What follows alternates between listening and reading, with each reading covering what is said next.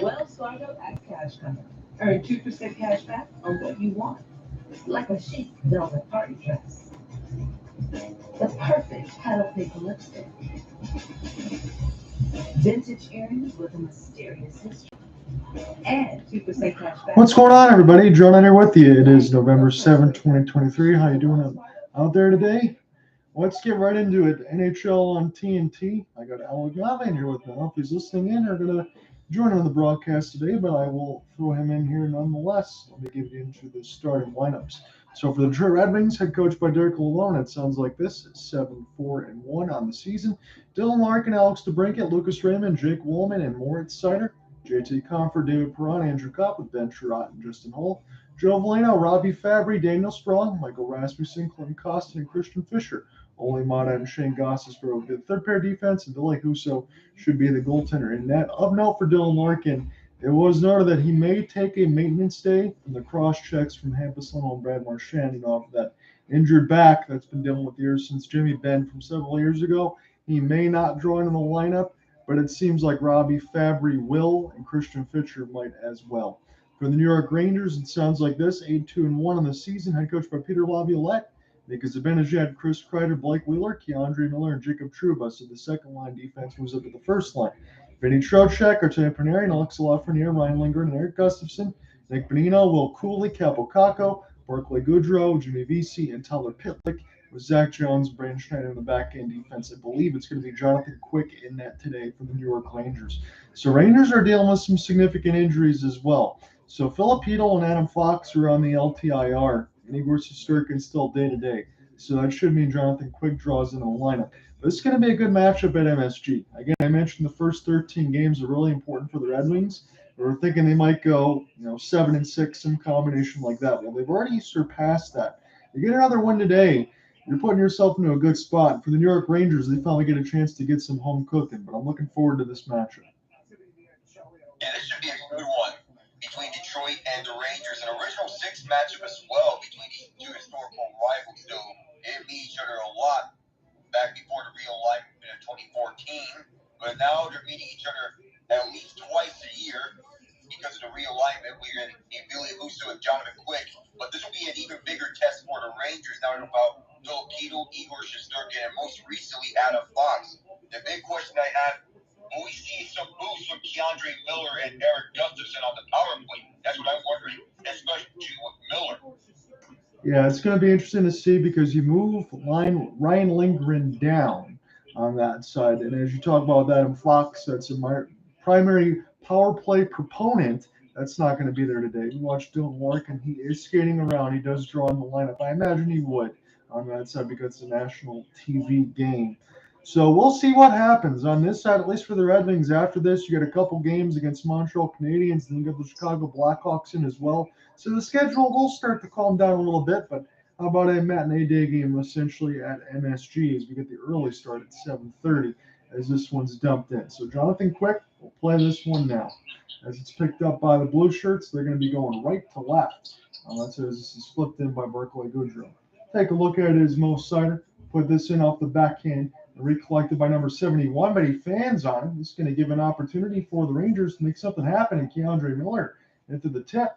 That one went just wide. Wallman now play this in off the backhand, and the Red Wings will look to try to go left to right. Here's Moritz Seider. Will gain the red line and flip it in. That was actually a glove down from Jonathan Quick from 100 feet, and it's played by the Rangers. So here they go on the right wing side to be able to gain the entry. This is a good drop. And a good shot from Capo Caco, but it's closed by the 5-hole by Husso. There are many questions surrounding both Capo Caco and Alexei Lafreniere if they will be able to take the next step on their careers, especially since they haven't truly panned out early. But Lafreniere, he has seemed to be finding a bit of stride with 5 points in 11 games. We need to see more from Caco, though, because he has only 2 points in 11 games. Yeah, I would agree with that on the Capo Caco side, but for those that want to continually go after Alexei Lafreniere, I understand how tough it is to be a number one pick, but if it wasn't for the COVID year on that side, the ping pong balls wouldn't have even bounced that way for the Rangers. Because remember, they in that part of the alignment, they were allowed to be a playoff team, and they ended up getting a number one pick anyway.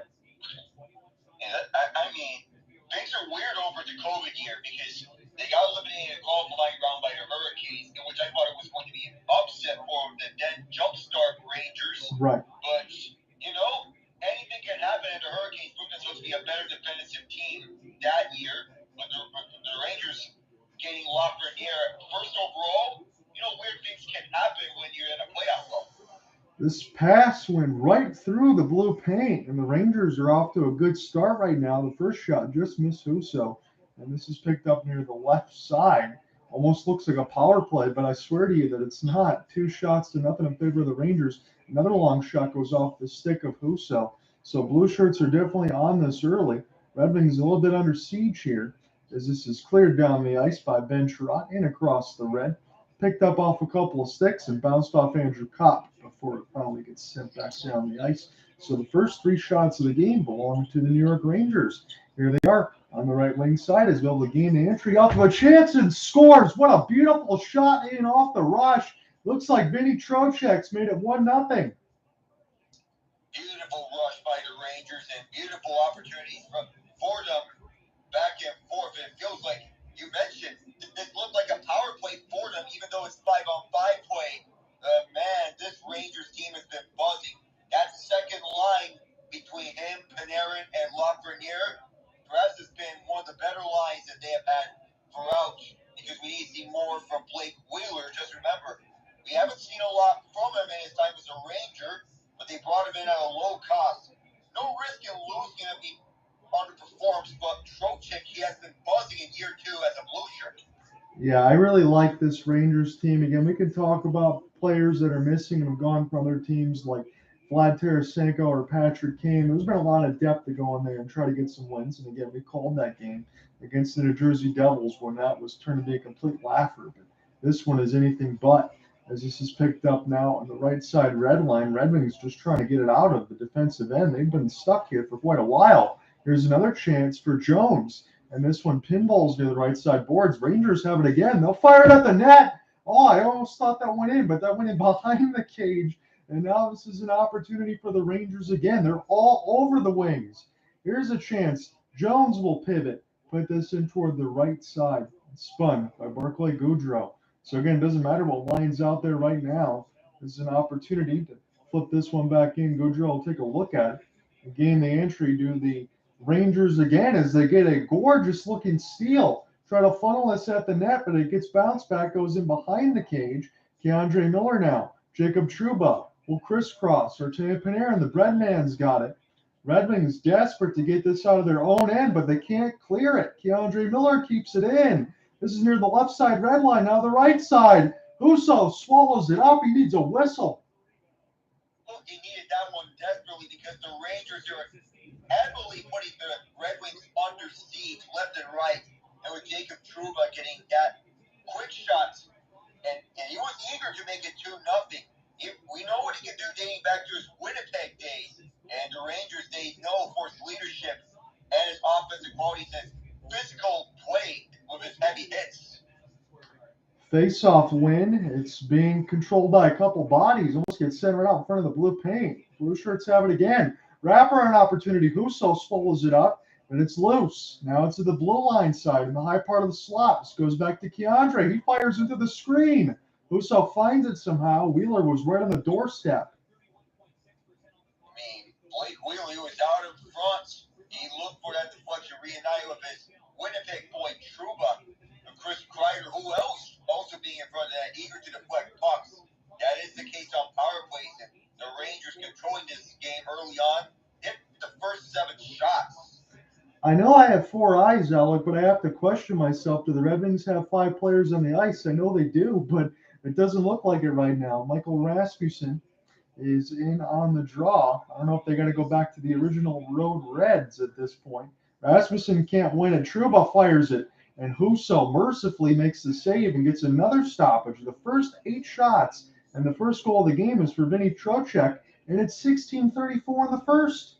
I mean, I wish I was seeing this as a dream here, but the Rangers aren't dreaming here. They're living a reality, and they're coming out like it's a dream start right here and right now. So again, I mentioned in the open about Dylan Larkin. They were thinking about doing a maintenance day. You might want to think about it now at this point. The way that this is going, Will Cooley, he almost gets separated from the puck, but the Rangers are still fighting with this thing. They get this into the neutral zone. They're going to gain yet another entry as this is flipped in on the left side red line. Recollected now for Kako. And now Klim Kostin, who finally finds his way back in the lineup as he's come back from injury, gets this one down across the red. Red Wings might actually get this in the offensive zone for the first time in this game. Christian Fischer now, Michael Rasmussen. I think it's a little bit of a fourth line side, even though you can put Rasmussen at a second line part for a right wing. He really is that good, but they're shuffling lines, I imagine, for Derek Lalonde's squad. As this is Ryan Lindgren. He's got it now. He'll pick it up and toward the right side of the dot. Here's a beautiful skating across the right wing. It was the bread man, Artemi Panarin. He almost broke through 3 Red Wings. As this is recollected back in the end. Here's a long outstretched pass from 80 feet. JT Compher, David Perron. They'll just backhand this toward the net. I don't even blame him at this point, trying to get something at Jonathan Quick. As it's picked up here for Mika Zibanejad. Cross pass floated. What a tip out in front, but Husso solved it. And is there going to be a penalty against the Rangers? Yes, there is. So, wow, the Red Wings will finally get something. The shots on goal are 9-0. But when the Rangers touch the puck, Red Wings go to the power play. Red Wings now have it in the defensive end of the blue shirts. Spin back around for Dylan Larkin. Andrew Kopp and now JT Compher gains his zone. Drop for David as this is spun back around for JT. Kept in on the left side blue line. Seider trying to get a piece of it. Rangers finally touch. We get a tripping penalty. You have no idea how badly the Red Wings needed this power play in their favor. They were getting hustled left and right by the Rangers to the point where the Blue Shirts had the first 9 shots of this game. And at last, when there was this trip, was that Blake Wheeler? I believe it was Wheeler who tripped up Oli Mata. And upon that, we see the Red Wings getting their first legitimate chance of this game. Alec, I try not to BS anything when I go ahead and do these broadcasts. You know, the first one was against the Devils, and that one was going to be tough anyway. And again, a lot of times when I watch the Red Wings, I like to watch them play against good teams and see what they'll do. But, yeah, sometimes I set myself up for games like these. And right now, the Red Wings are going through a blender. Here's an opportunity now, Dylan Larkin, as this is set back down. 15 points from defenseman, tied with Vancouver for the most in the NHL. You can ask Edmonton about that, as they've lost to them 3 times already. Jonathan Quick. And now Lucas Raymond as it's spun back around. Red Wings haven't even got a chance to really touch this thing in the offensive end. And they are on a power play. As this goes back to Ville Husso. Gotta wonder what's in his head right now. Gotta think this plays a little bit one-sided. It's an opportunity now, as this is dropped for Goistisbehere. Now DeBrincat. First line side getting ready with Dylan Larkin. But good defense from the blue line side. Dylan Larkin, a little bit of an overskate. That was a tough pass nonetheless. And it's flipped down by Keandre. Good-looking young defenseman for the New York Rangers. Peter Laviolette's squad going to take a change. We'll see if the Red Wings can do anything on this power play. It doesn't look like much is going on. JT Compher gains the entry now across the original 6 logo on the New York Rangers. Compher will get it now to the left side boards. Here's Jake Wallman. Spin. And can't hold it in as Seider. And the Red Wings have to go back. My goodness. 13:20 left to go in the first. Seider will make this pass back. Here's an entry for Compher, but it goes too hard off the inboards. JT might get to this. We'll funnel it back up the back end of the right side circle. Wallman, settle it down. Seider, Wallman. Wallman now. Pass across. Diving Ranger. This goes back to Wallman nonetheless. Tried to send it out in front. Fanned on. Here's a wrister. This one goes high. Wallman can't find it, and the Rangers get this one down. So the Red Wings power play did not even get started, and Blake Wheeler is going to get a chance to come out of the box by the time the Red Wings essentially get in the offensive end, if they can get there. 12:45 left to go in the first. As this is picked up on the right side window, Sprong will drop it to nobody. And this is flipped down, and this will work out for Wheeler. He gets right out of the box. So, John, here with you in the play-by-play, being joined by Alec now, but we can definitely switch up on this side of the periods. I might need a break going into the second on this side if this keeps up, as this is offsides. This first period seems to look like a fire drill left and right. And Billy, we're getting a lot of pressure here from the Rangers on the Red Wings zone. But with that Red Wings power play, it feels like we saw felt like it was more passive and not a lot of shots. No, it was not. Hey, my friend, give me 2 minutes. I'll be back before the commercial break. No problem, John. As we're going around through the NHL, we're looking around the league in the meantime. So, without a start off, we can talk about how this start all we want, but how about the Lightning 4-0 on the Canadians? And there's the Minnesota Wild up 1-0 on the Islanders, the Hurricanes up 1-0 on the Sabres. But the Bolts, 4 guys scoring goals, and Nikita Kucherov started off 22 seconds into the period, and that's followed up by Nick Paul, Alex Barré-Boulet, and Michael Eyssimont. And with the Wild on the Islanders, the lone goal scorer is Patrick Maroon, just 19 seconds in. Wow. Talking about an electric start for these two teams. On the Hurricanes side, we have Tony DeAngelo on the man advantage, unassisted. Many questions surround the Hurricanes because the goaltending, every one of them, under 900 on the save percentage. Not the start that they were looking for under netminders, but do remember that they are a strong defensive team, but they're going to be tested a lot without Freddie Anderson and Brett Pesce.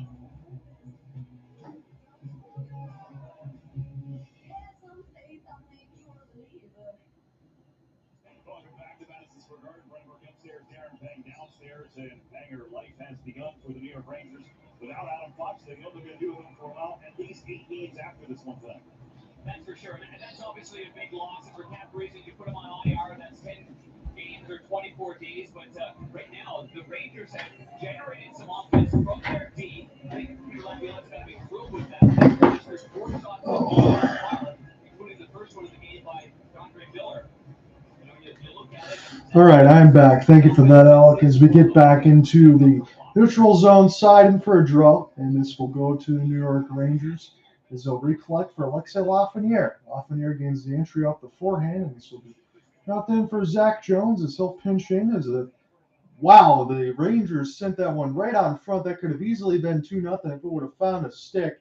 Red Wings off the backhand trying to get this alive, but it's overskated by Rasmussen. Now Alexei Lafreniere off the spin as it's intercepted by Klim Kostin. And the Red Wings will flip this in. Jonathan Quick comes out of his net to go ahead and play it. Again, 11:50 left to go in the first. Alec Nava has joined me in this game in the original 6 matchup on TNT. But boy, oh boy, has this been one-sided, but it's still 1-0 only for the Rangers on that end. But it feels like it should be a lot more as this is flipped in across the red line now. Picked up by number 71 as they'll send this one across for Alex DeBrincat. Lucas Raymond tried to get in on his horse and get around Gustafsson. He will funnel this thing in around the boards now, and Alex will pick it up, send it back to D. We'll just hear from Mo Seider. Here's a deflection opportunity that goes wanting. Picked up by Larkin, and nobody's back on the left point because everybody's taking a change. My goodness, the way this game is going right now. As this is sent back in for a Ghost, he will flip this in, and the Rangers will pick it off. Now in toward the right side dot, as this is recollected by the blue shirts, flipped up in the air and gloved down, but this will bounce back to Keandre. And now Trouba will flip this back. Kreider, nice little touch pass. Almost overskated there by the Rangers, but they're able to get in on side before this goes back on for Ole Mata. And Goistisbehere put it in the right side of the window into the neutral zone. Joe Veleno gets dispossessed. It feels like the Rangers are everywhere right now as Mika Zibanejad slap shots this thing in. Ole Husso now to Shayne Goistisbehere and Joe Veleno. They'll try to start left to right. Robby Fabbri off the drop for Sprong. Sprong, gorgeous defense by the Rangers to dispossess Sprong there. As Lindgren. Kreider will flip this in for Jones.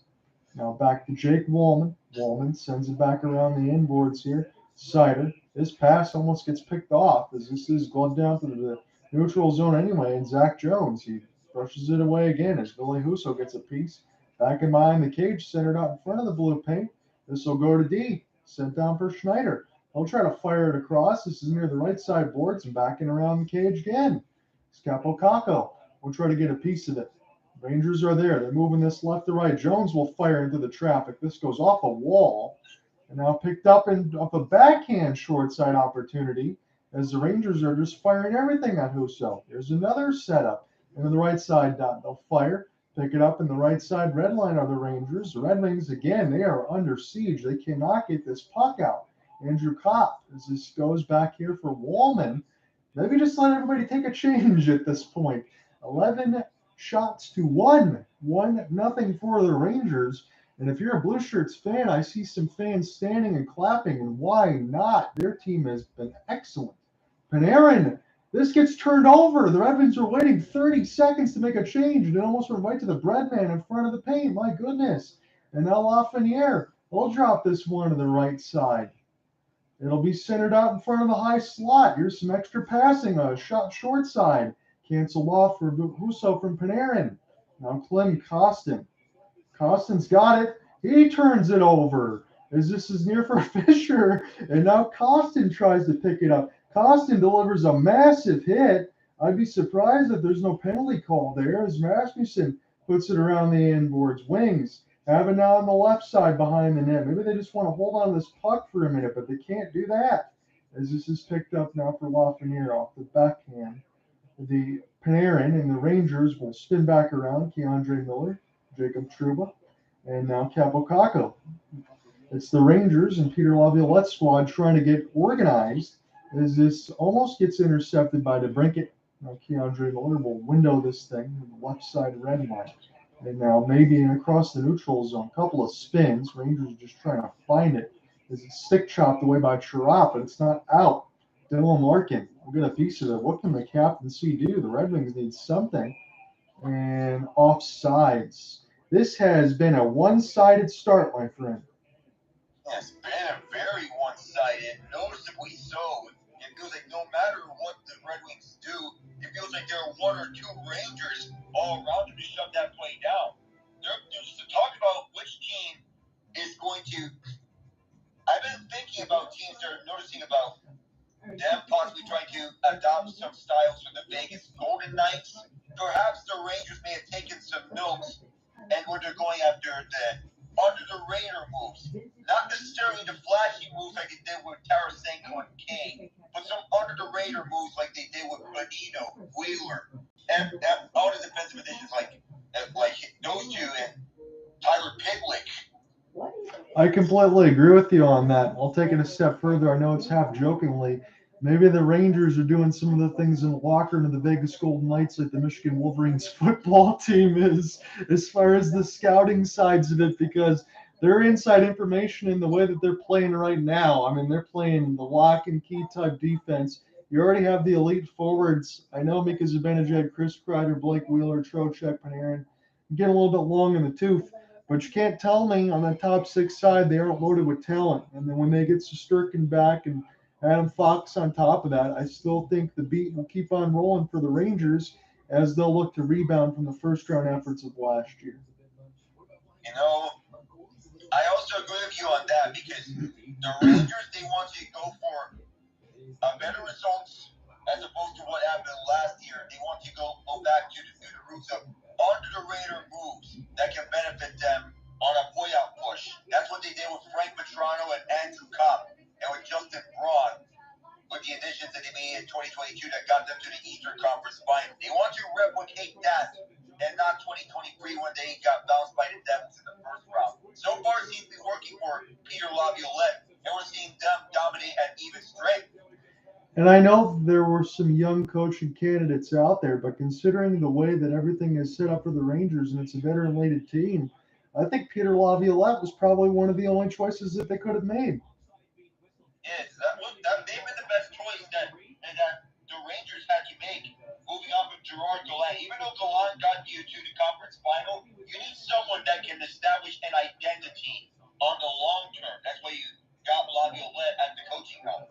So correction on my part, I thought it was offside as we go to break, because that was mentioned on the broadcast side, but Will Cooley is going to be called for a hold against Dylan Larkin. So the Red Wings will have their second power play.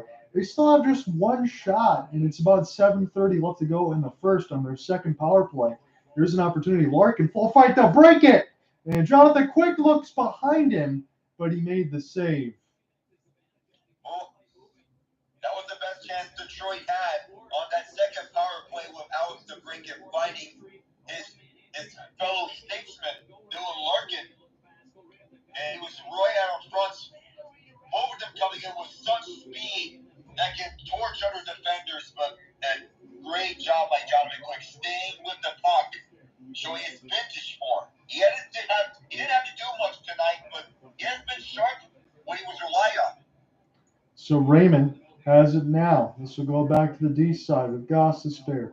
He's on the primary power play line now. They love his production. As this will go back to Ghost. There's a big slap shot. Jonathan Quick will play this with the pedal of the stick, flip back around and clear it. Right now it says Nason is on the ice for the Red Wings. I didn't even know that. I think they mixed some of these lines incorrectly because they don't have Jesper Fast as number 71. That's Dylan Larkin. So they need to do some work on the TNT side as they got the wrong names on the TV side, just to let everybody know on that end. As Goistisbehere, this goes a little bit too far. Be an opportunity for Jimmy Vesey. I'm surprised it's still on the screen. My goodness, TNT. As this is picked up now and toward the right side off the back end and sent down the ice. 36 seconds on the power play as this goes in the player's bench. I had to have myself a little laugh with that graphic, John, because the little mix-up with the players' names. I think TNT was caught up with the Carolina Hurricanes Yes. the other day. About they have Stefan Nason, Jesper Foss, and now Martin Natchez on the graphic. It feels like it's all mix-up of names here. My goodness. Yeah, they have Carolina Hurricanes on the Red Wings right now as this is picked up for Seider. Why are they not shooting this? Centered out in front. I thought the Red Wings had a golden opportunity in front of Quick, and they didn't pull the trigger. Man, oh man. 6:05 left to go in the first. Seider will drop this one back as it's JT Compher. I'm trying not to be hypercritical of my own team, but I'm not going to get better chances than that. As this is picked up now by Wallman near the right side boards. It's Seider. Seider now for Jake Wallman. Crisscross. Seider will let it go. It gets tipped, but the Rangers are right there. Sent it out beautifully out of the boxes. Will Cooley. But Seider throws in an elbow to dispossess him of the puck. That could have been something there. Daniel Sprong has it now, the number of the Seattle Kraken, former Washington Capitol. He's been really good for the Red Wings so far. That one is way offside. It's 5:34 left.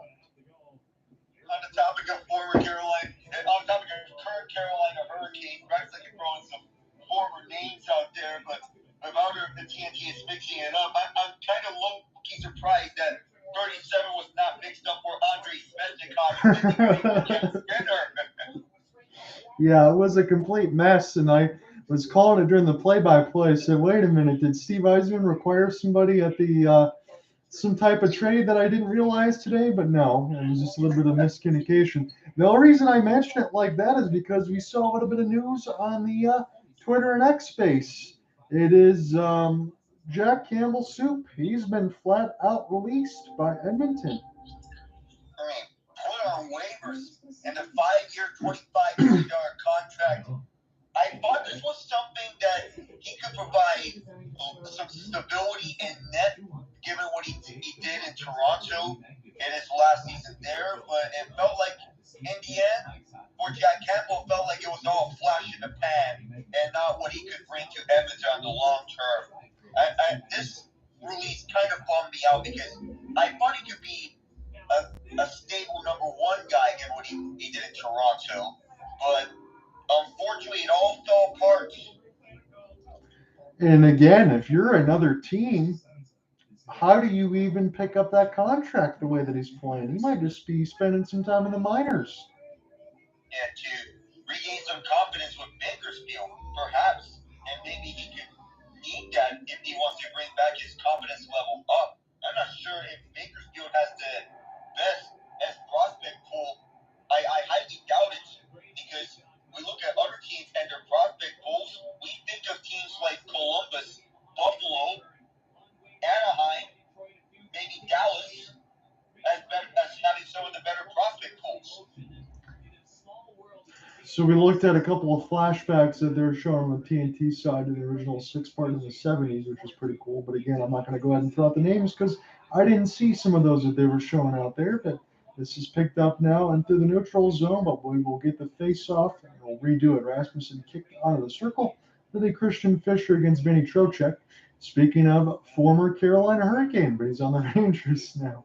as this is picked up here for Jeff Petrie and wrapped around the inboards now. This is bounced up into the air, but Alexei Lafreniere has it now.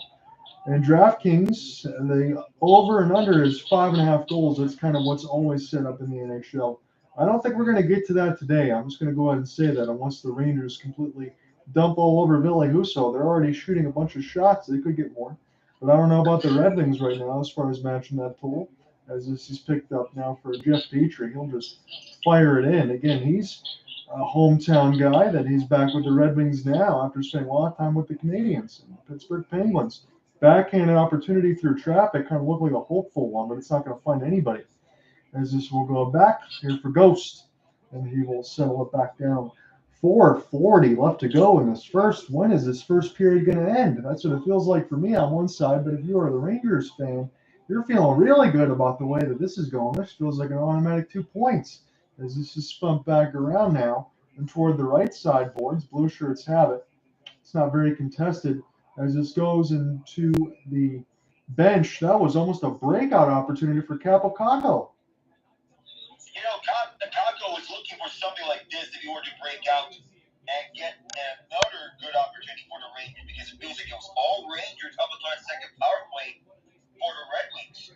We know about how good the Rangers can bring with all-star goaltenders between Mike Richter, Henrik Lundqvist, and Igor Shesterkin. Even though Igor's not playing, Jonathan Quick in his prime was a good goaltender. Perhaps he's showing a bit of that old skill that he has.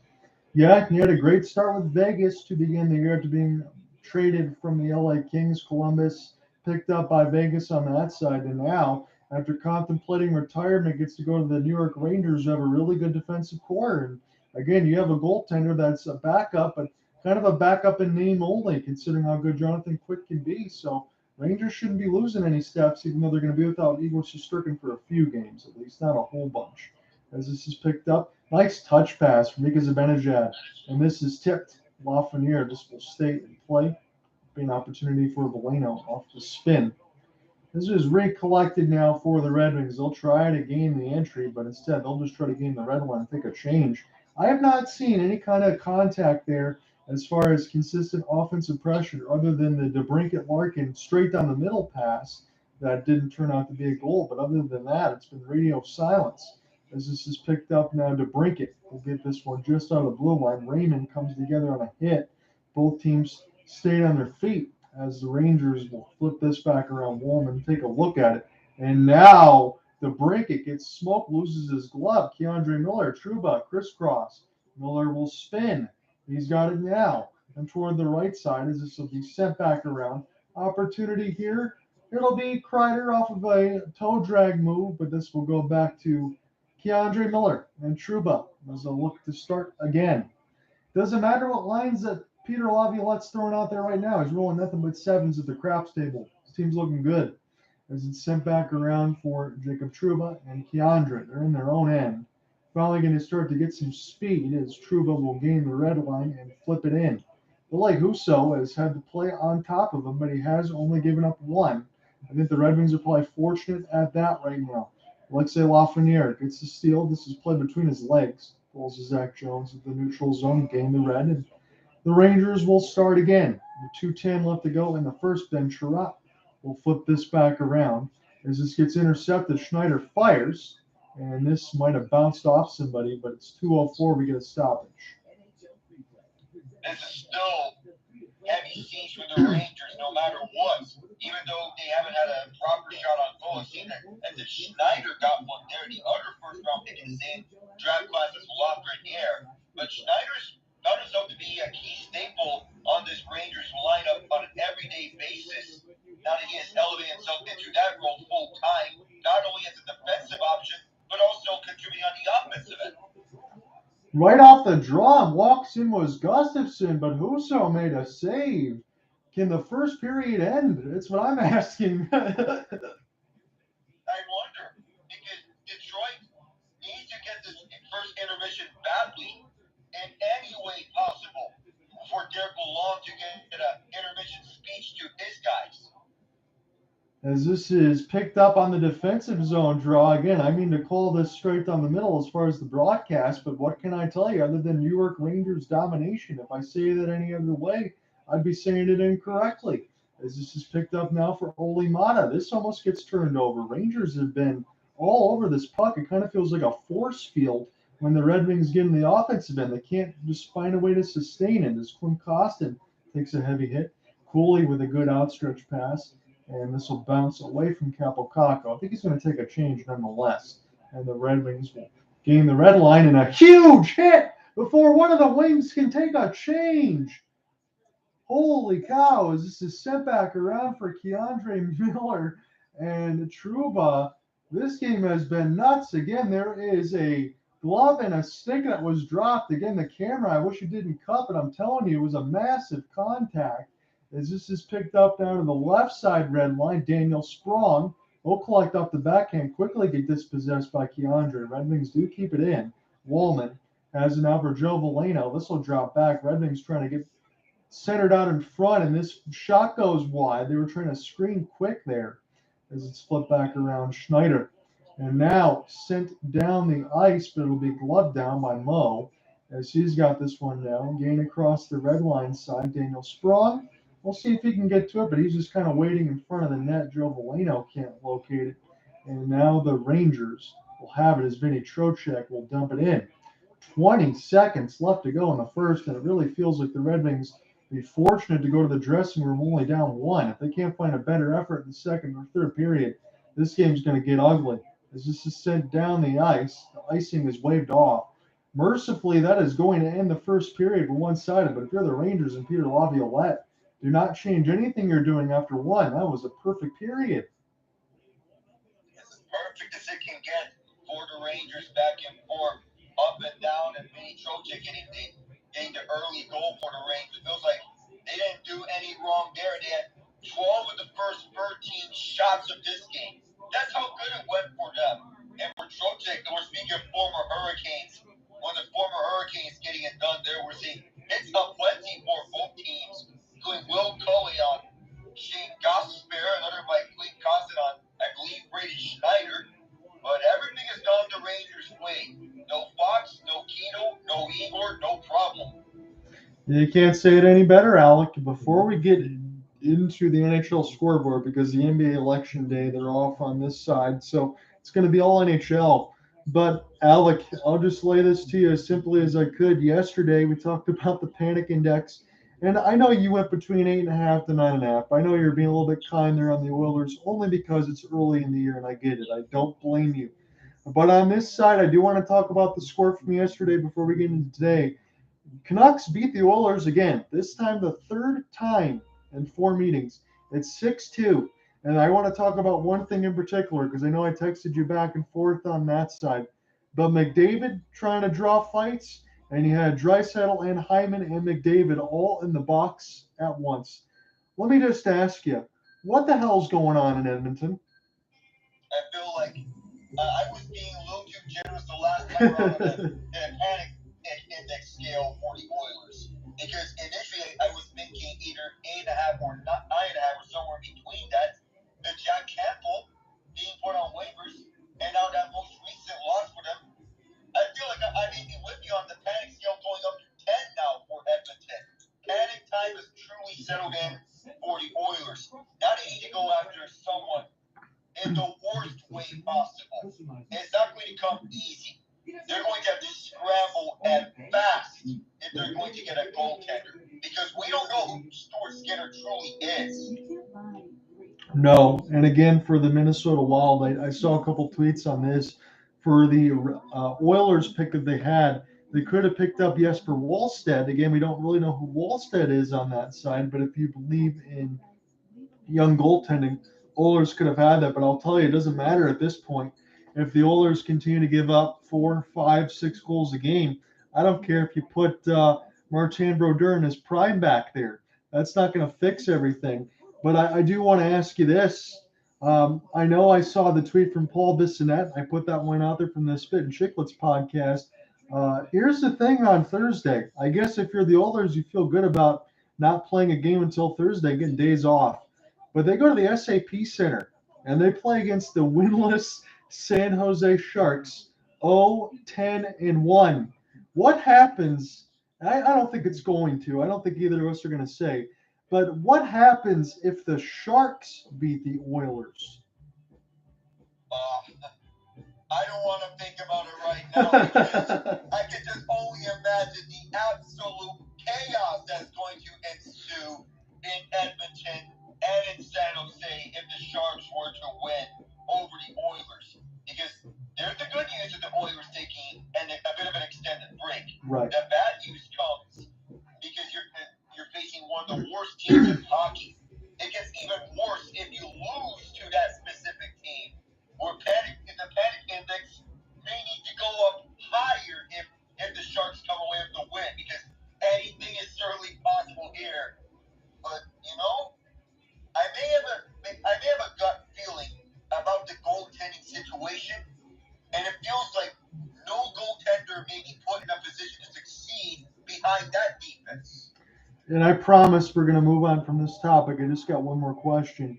On that side, for Jay Woodcroft over the last couple of seasons, again, he was brought in to save Edmonton, and they played pretty well over the last couple of seasons, made a couple of playoff spots. Again, they ran into Colorado a couple of years ago. No shame in that. It was a buzzsaw.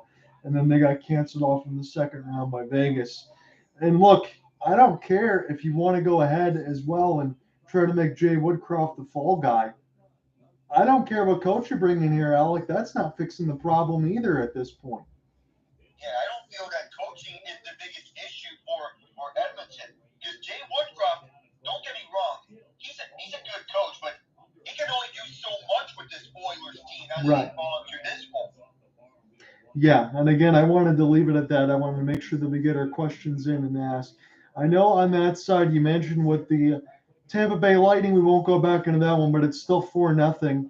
On that side for John Cooper, again, they've had some leads in the third period. They've lost it. They want to go ahead and kind of right the ship. It looks like they're doing that now. The Sabres and the Hurricanes, this one's tied at 1. We'll take a look at this one. And the second period, Carolina was on the power play. It looks like it just ended. It's Tony DeAngelo on the power play with his first, and Alex Tuck. Both of these are unassisted goals. Antti Ranta, 10 of 11 on that side, and Ukko-Pekka Luukkonen, 13 out of 14. I do want to mention this. As far as Freddie Anderson, I hope that he can get well soon. Part with heart conditions or whatever else it's going to be, he's going to miss some significant time. So I hope that he gets well because he's been a good goaltender, and Carolina is going to miss him. But I hope that he's on the mend and he'll get well soon. Yeah, it's a tough situation whenever you're dealing with a situation with blood clots. Yeah. And I know I'm dealing with the Penguins previously because Pascal Dupuis previously had a blood clotting issue in the 2016 Stanley Cup winning year. He had to hang up the laces early because of that. And get well soon, Freddie. Best wishes to you. Yeah, no doubt about that. In Carolina, in the interim, you still got Peter Kochetkov. You got Antti Ranta. Antti Ranta has been pretty good. Honestly, I have no complaints for Carolina on the goaltending side because every time they needed him, he's been able to answer the call. Minnesota Wild and the New York Islanders. Wild are 4-5-2 on the season. They need to get going. The Islanders are 5-2-3. They've lost some games in OT, and they feel like they could have got a couple extra points. Semyon Varlamov stops 8 of 9.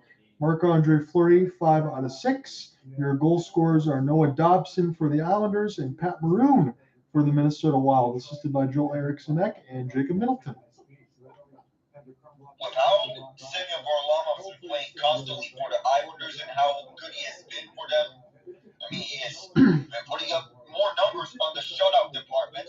I gotta wonder if there's something up with Ilya Sorokin, but I feel that the Islanders want to give Varlamov more reps because I don't see any injury with Sorokin. He's played 7 games. I feel like they want to limit his load by getting Varlamov some more action. Even though Varlamov is 35, and he's in the first year of a 4-year contract, he's still looking good for his age. And this is a respectable effort for him. Yeah, I think so, Alec, on that side. I would double down, and I would give Semyon Varlamov some time. I know it's not the same thing for the Colorado Avalanche several years ago, but I still think Semyon's played at a high level, and you absolutely want to make sure that Ilya Sorokin is rested because, make no mistake about it, if they're as good as Semyon Varlamov is, the Islanders go as far as Ilya Sorokin takes them, so they got to make sure that he gets completely healthy.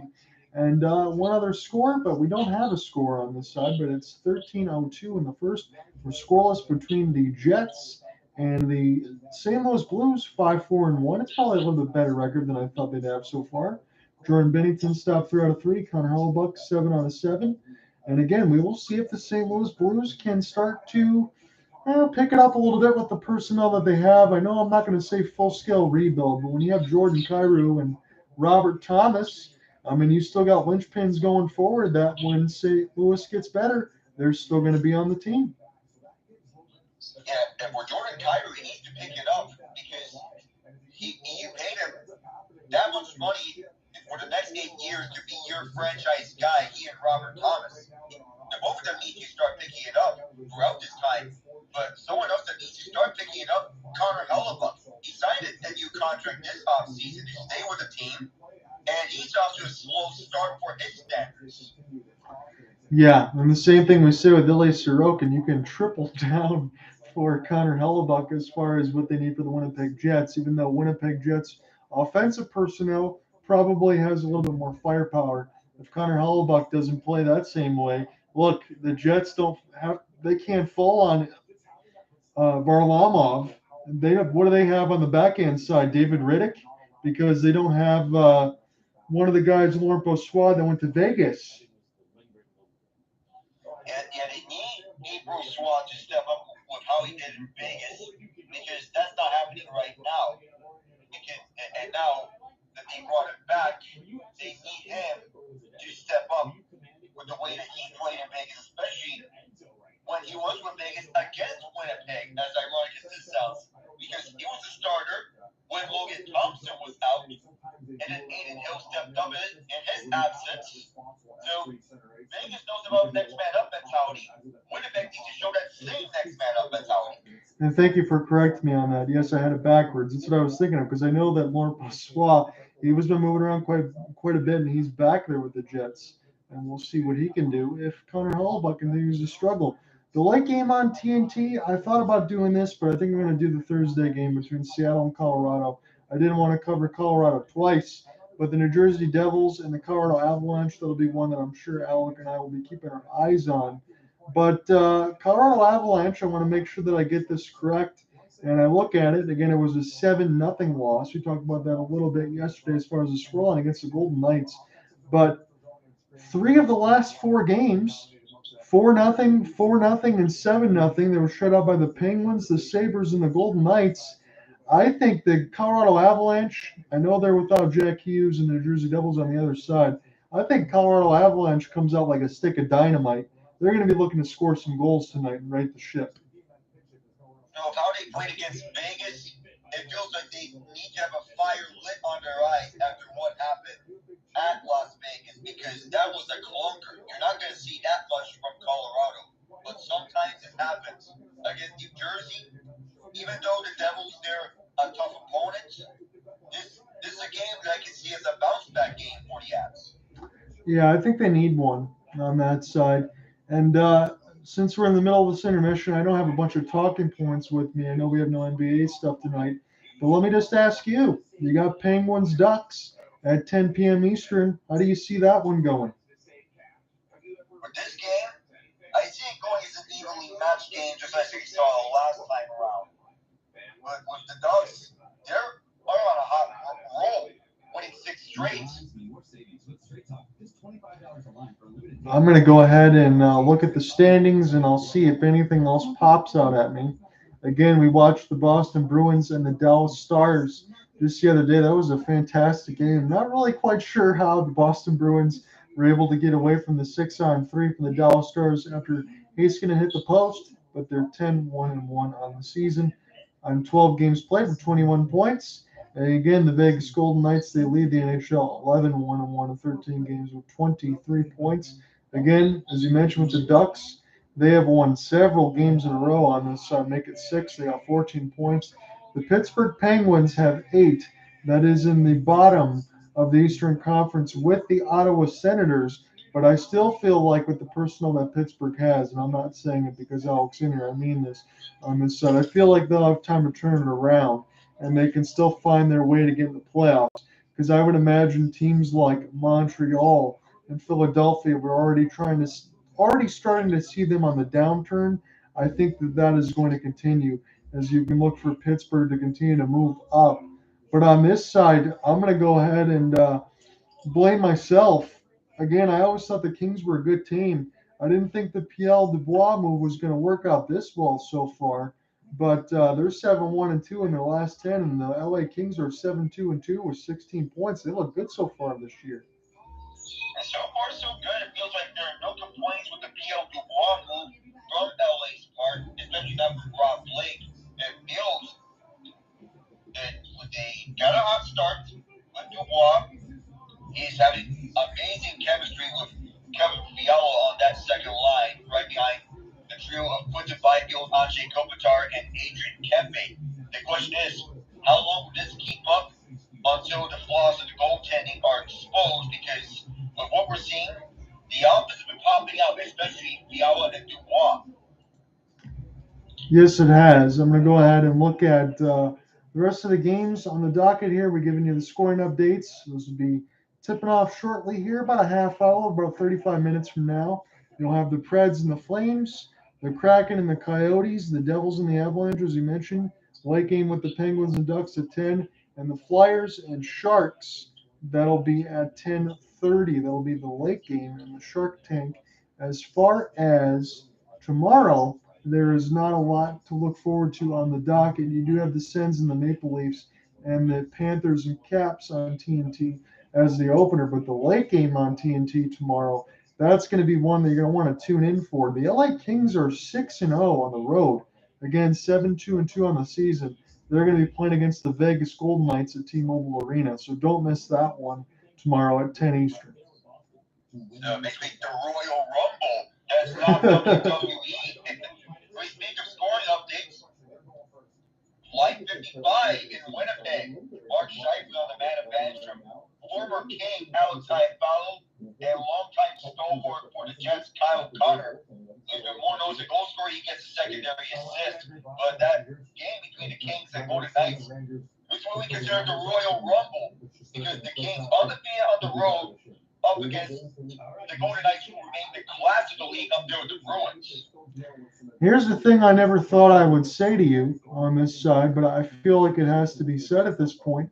The top three in the Pacific are the Vegas Golden Knights, the Vancouver Canucks, and the LA Kings. That might be your same top three by the time we get to the end of the season. The strangest way is seeing things in the NHL, because we thought that the top three would be comprised of Vegas, Edmonton, and either LA or Seattle. But now those spots are being taken by Vancouver and one of the two LA teams, because Anaheim is part of the LA metro area. Right. And they're fourth in the Pacific. That's spot that we never thought we would see from them this early in the year. But man, they have been so good to start off. This is exactly what they needed to get their rebuild going and get out of this rebuilding spots. Get everyone involved on the young side between Trevor Zegras, Troy Terry, Leo Carlson, Mason McTavish, Jamie Drysdale, even Jackson Lacombe from the U of Minnesota. Yeah, it's going to be a lot of fun. And again, I don't say that very often as far as already given seedings now, especially just 12, 13 games in the season. It kind of feels that way.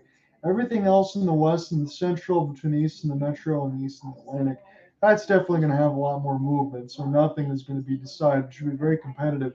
But again, as you mentioned yesterday a little bit, with the Pacific and the Sharks, the Oilers, and the Flames, all three Pacific teams, all the worst teams in the league at that point, that really kind of limits the space that's left for the other top seeds and kind of gives them the cushion. I understand it's early in the year, and you can't lose the division in October and heading into early November, but you certainly can put yourself in behind the eight ball.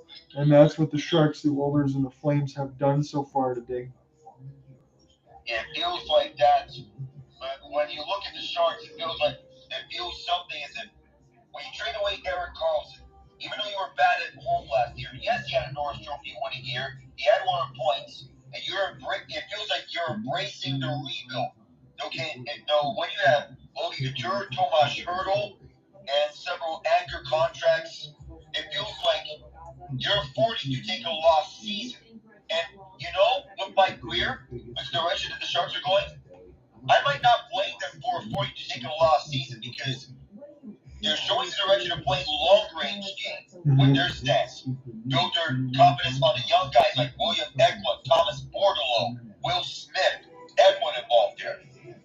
Yeah, I think you have to do that. It's the Sharks are in that spot, and I think with all the success that they've had, at least for playoff runs, they haven't won any cups, anything on that side. Remember the days like Devin Setaguchi, Joe Thornton, and Joe Pavelski that was always haunting my dreams against the Red Wings on that side. But they've been in the playoffs for a long time. They've been competitive. They're in a bit of a downturn, but they'll come back. Do you want to take this second period? Hey, I'm open to it. I want to get some play-by-play action right here there with you, John. Go ahead, my friend. I'll back you up. All right, so underway here in this second period, I am Alec Nava, joined here by John Ott at MSG, the world's most famous arena in Manhattan, between the Red Wings and the Rangers. Rangers lead 1-0 in what was supposed to be a one-sided first period. The Rangers had 12 of the first 13 shots of the game. Detroit controlling it at their own trapezoid. This is Jeff Petrie, running to 46 to honor his dad, Dan, who's a pitcher with the Tigers. We're getting a stoppage of play here. It appears we have a holding penalty as a signal from our officials. So again, the Alec Vision is a little bit ahead of me. They got a hold or a trip there. They're caught on the other side. So this will go against the Rangers on that side. And the Red Wings will get their third power play of the game. The only question on this side, can they actually do something with it? They haven't had a lot of puck possession other than the Larkin DeBrincat play right down the middle. It looks like Wheeler is going to get busted for the second time of his game. The game, it looks like. Yeah, he was bear hugging Petrie. I mean, it was clear as day. It was straight up bear hugging him. So, full start on the draw. We'll get to do this again.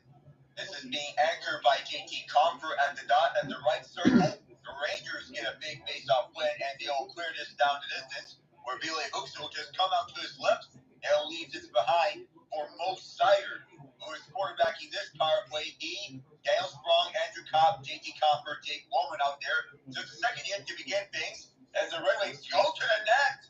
And a little takedown there on the Rangers' part. No call, as Seider could not keep it in. He had trouble with one Ranger. Here they come short-handed. Here's the pass right in front. And Tote couldn't get a shot off. Felt like Husso was staying with him. The Rangers still on short-handed. Oh, so close. There being some short-handed magic for the Rangers.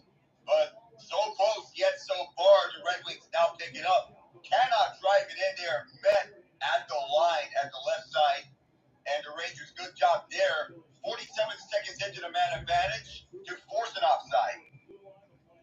Yeah, again, when you give a chance for Seider trying to get this one onto the right side boards, and he can't, that turns into a 2-on-1. And then there's a chance wide open in the middle of the slot. Mind you, the Red Wings are on a power play, if you can believe that. And it's right in front of the circles for a one-time chance that goes wide. This has been really, really poor on one side. Really, really good for the Rangers, though. It feels like, despite the scoreline, it's still all Rangers in front of this game. Even though the Red Wings, they're still in the middle of their power play. They have the first unit out there, but nothing out of this first unit either. Shayne Goistisbehere took a deflection. Past the halfway mark of this man advantage, Dylan Larkin will feed this to his right. And now entering his zone is Alex DeBrincat. Drop pass for David Perron. This will go cycle round for the Boars. Jonathan Quick will let this fly.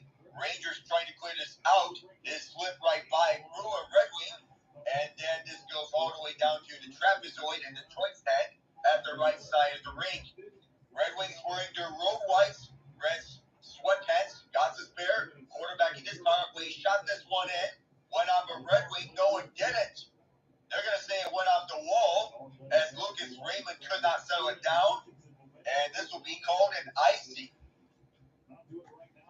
Very interesting. Again, it's just simple puck entries there for Jake Wallman. He couldn't find a way to make a pass as the camera pans to Derek Lalonde. It just seems like the Red Wings were not ready to get up to play this game. And for the Rangers, again, they've been excellent on the road. They finally get a chance to come home and the fans get a chance to watch them. They have just punched this Red Wings team right in the face so far. And it's not like the Red Wings haven't been good this year. They need to wake up a little bit. Yeah, feels with the Red Wings, they're a good offensive team. We've seen that throughout. They join you in the game between them and the Calgary Flames. And that game, they showed their offensive prowess. Jonathan Quickie's going to glove this down on a little chip. But Detroit, they show what they're capable of against Calgary, and they show what they're capable of against teams like Boston and other playoff contenders that they faced in their first 13 games of the season. The easy part of the schedule will kick in right after this for Detroit, but we'll see how far these two teams go. Yeah, we'll have to, because again, when you talk about that, you have Montreal, Columbus, and Ottawa in the next 3 games before you go to the Sweden side. So those are points that they got to pick up. And it's very much so for Detroit, even though they don't convert. Now, this power play till first time is not the charm. They need something here, and right now, offside is Holy Mata trying to stretch past for Fischer. 17-11 left in the second period. Get another offsides call here with 17-11. Again, 13 shots to 6. I'll give you a little bit of reset as far as scoring summaries is Vinny Trocheck at 140 on that side in the first period. And as far as the team stats, 13 shots to 6, 10 hits to 5. Faceoffs are 10-10 apiece. It's mostly Rangers. Red Wings have had 3 power play opportunities, and the Rangers don't have any yet.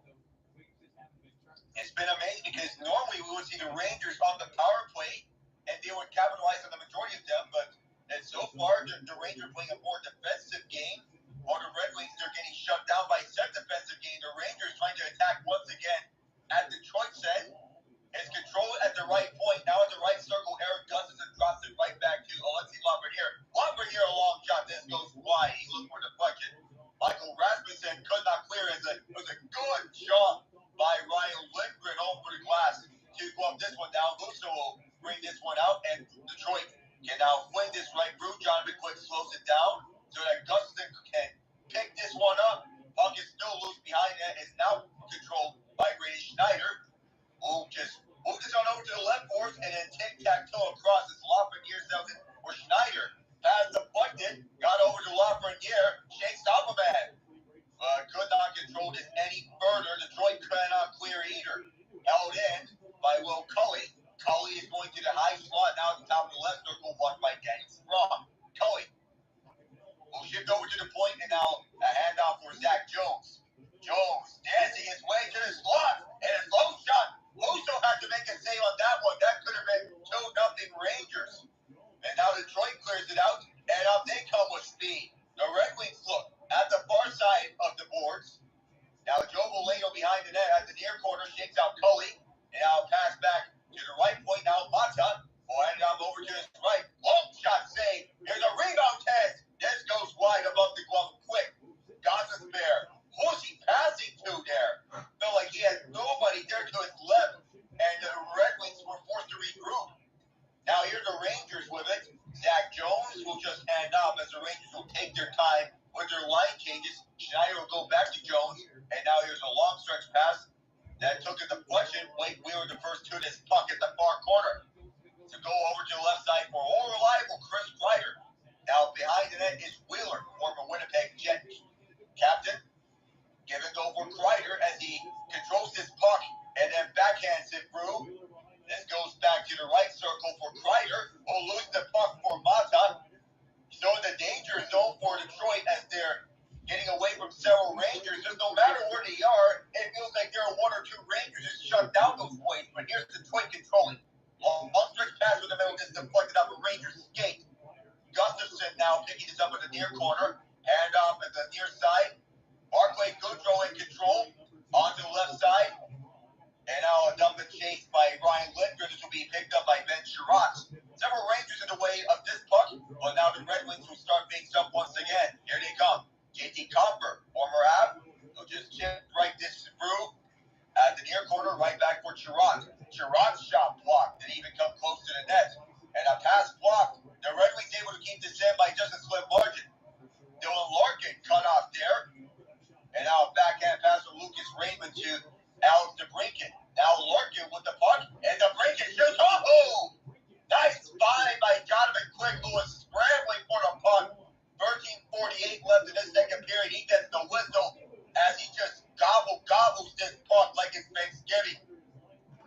Well, Alex DeBrincat might show some sign of life. You know that he's been doing that. He's still kind of around the NHL scoring leader side of it. But let me just make this point very clear. I'm glad you mentioned this during the play-by-play side of it for Goistisbehere in the past, because I'm sure you didn't know where it was going. But I don't care if Zach Jones is a bottom six part of the defenseman. When you allow him to toe drag swag right in the middle of the defense side and pick cherries and try to shoot and score, Red Wings are lucky they weren't down 2-0 on that side. Zach Jones or not, you've got to cover the middle of the ice. You have to, because that almost was a goal scoring opportunity for Jones, who has been mostly at the AHL with the Rochester Americans. Now he's getting called up because of the injury to Adam Fox. And it's plays like these are why the Rangers are embracing that next man up mentality. Whether it be from their bottom pairing defensemen or their recent call-ups. I agree with you on all of that. And again, I'm not trying to go too hypercritical on the Red Wings side. When I saw the play from Sherratt, looked like he was fanning on a wrist shot. That almost turned out to be an opportunity as well. I don't know if Detroit just had a late night or whatever the heck it was, but they look like they haven't even played together this year as far as that's considered. And look, as you talk about the next man up mentality, there could be a lot of excuses on the Rangers side when you're missing a guy that's a mainstay at the point in Adam Fox, when you're missing somebody like Filipino that's always on the kid line side and stabilize everything. I'm not seeing any of that on the Rangers end, and I like the point you made in the first period for Peter Laviolette. That defensive side, it looks like that's becoming a staple of what they want to buy into and why they win games on the road so far this year. But if they can find a way to tap into their offense and still play this way on defense, the Rangers are going to be scary, scary good this year. You know, it looks like they took some notes of what happened in that first round series against the Devils. Yeah. And they're marking all the check boxes here. They're checking all of the boxes and their way to turn things around so far this year. And it's well said. That's exactly what I'm seeing right now. I've been thoroughly impressed by the Blue Shirts. So he gets back underway here in this second period. We're in the middle frame, and here come the Rangers. Trocek is going to go to the left for Artemi Panarin. Panarin's shot wide to that. The rebound. Lafreniere here almost had one there. Uso closed off that door. Larkin dropped pass here to bring it across to Raymond. Going to get a clean look at this puck as this is still right by his stick. Rangers in control now. This is Panarin. Panarin going over to the left side to the center for Trocek. Now Lafreniere. Lafreniere out in front. And that pass broken up. That went off a defender's stick. In the meantime, as we get stopped to play, pay out Robert Thomas a goal each between Winnipeg and St. Louis. The Jets lead 2-1. So we will keep you updated. Again, it's going to be heavy in NHL Central because you got no NBA games tonight. And the NFL finished their week side in the week 9. So we have plenty of games to talk about and go through. Rangers history, 11-game point streak for Artemi Panarin, only trained Rod Gilbert, and Fed 14. Some history in the making for the bread man. The blue shirts, and some elite company for him to be placed at with Rod Gilbert, whose jersey numbers retired as this howitzer sails wide the net to the right. Gustafsson's going to try again, or he'll defer over to Mika Zibanejad. Zibanejad being watched closely and tight. Gustafsson goes for Toro. Now over to the right circle. Zibanejad takes that go! And Gustafsson fan on the shot. He gets checked hard on a reverse hit by one of the Red Wings, and Detroit clears it down. We are going to have a penalty in the meantime. This may be against Detroit, so the Rangers may be headed to the power play for the first time. And it's the one-time Ranger, Andrew Kopp, headed to the sin bin. A hooking call. And again, Darren Pang wasn't sure if it was going against Kopp or Mata. It is Kopp that's going to the box. And you said that beautifully. It was what a spin set up there for Gustafsson and drive and cross pass after the spin for Gustafsson.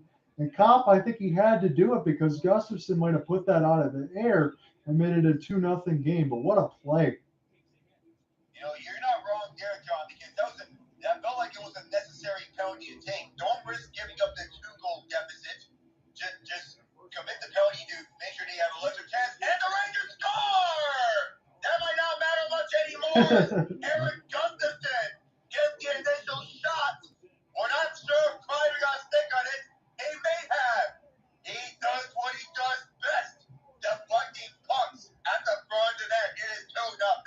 Well, you said it right, and they're living right. Chris Kreider gets the deflection. You take the penalty to try to stop it, but 11 seconds later it goes back in the net. And just deserved for the blue shirts on the side of it. Again, I mentioned in yesterday's story about Joe Pavelski being the best tip man in the business on the deflection, but it obscures Husso's vision. Works around for David Gustafsson. Simple tip in front of the net. Husso never saw it. It's 2-0 Rangers.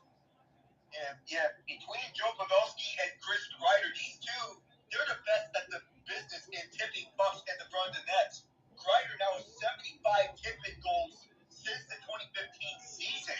That's the most in the league since that margin, John. Holy cow. And again, that's past Joe Pavelski on that side, who I consider to be numero uno, probably only because of the playoff line when I think about it against that first round. We get another whistle here. What's the call going to be this time? We're not sure if the Red Wings are going to be penalized again, but it seems they will be. Not even seconds after the first power play, they ended with a goal. Look, I'm trying to be as straight down the middle as I can as far as all this stuff, and I'll make sure I won't blow a gasket. Mercifully, I had to make sure that Alec probably takes his play-by-play anyway, because I don't know if I was going to make it the whole way through. But you play this way against the New York Rangers, you're going to be served your lunch. Looks like Christian Fischer is getting called for a trip. I didn't know if this was tripping or interference at the beginning, but Christian Fischer, he definitely did get some contact on Braden Schneider. Yeah. And whenever you're in contact when Schneider doesn't have the puck, you're getting called for a penalty any day. Again, I have to remind myself that the Rangers are an elite team, and 2 out of 3 broadcasts between the Devils and the Rangers, that I'll see things like these. The Red Wings are still a good team, but are they the elite of the elite? I don't think so yet. Yeah, they need to do a lot of more work and see if they can do this on a consistent basis before they get there. Puck around down by Zibanejad for Gustafsson. Zibanejad, howitzer! That one at 91, but it sailed wide. You want to get one of those Ovechkin-type goals because that's his office and his trademark. Many other players have emulated that, including Zibanejad and Steven Stamkos.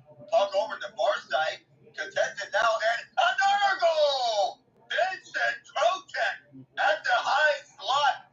2 power play goals in as many man-to-man situations. For the Rangers, it's 3-0. Open after some gorgeous puck movement by the Rangers right on the left dot. I know what the Red Wings fans are going to say now when this game is done, and all the contact is going to be against Ville Husso, and he's not the guy to get it done. Let me ask you this. How's Husso going to stop that one? You're not. In most cases, you're not, because that's a wide open net that you're leaving behind because you're paying attention to Zibanejad a lot. But it's pick your poison from there. Either give it the goal from Zibanejad or Trocheck. This looks a lot a couple years ago like the Rangers versus the Tampa Bay Lightning, and when they got some power plays and played like this, they can be absolutely elite. Yeah, it feels like that game on full display just as Dylan Larkin gets cut away. DeBrincat keeping his end down low. Larkin at the far corner. He's going to go back to the point. Goistisbehere loads up. He fires this one wide. Mata rushes in to keep this down in. Pass right in front. Larkin trying to deflect it. Got him in quick. Still being a brick wall there. He hasn't been tested much, but he has stopped every Detroit shot. 8 of them. The 8 ball working towards the Rangers' favor in a sense. Rangers shoot this down for the ice. The full race for it. Mata wins the race. So there'll be a face-off over the Rangers, and Jimmy Vesey kind of sour about that. Man, that was awfully close. It looked like Vesey was turning on the Jets. He probably could have got there against Mata, but the Red Wings get the call there. Dylan Larkin, the captaincy, you can't give up. There's tons of times in this game. I like that chance out in front, but it's well said by you with Jonathan Quick. The way that the Rangers are playing right now, if Jonathan Quick just takes care of his business, this should be an easy 2 points. It's just an everyday type of business for Jonathan Quick, no matter if it is with the Kings, Golden Knights, or the Rangers, now his new team.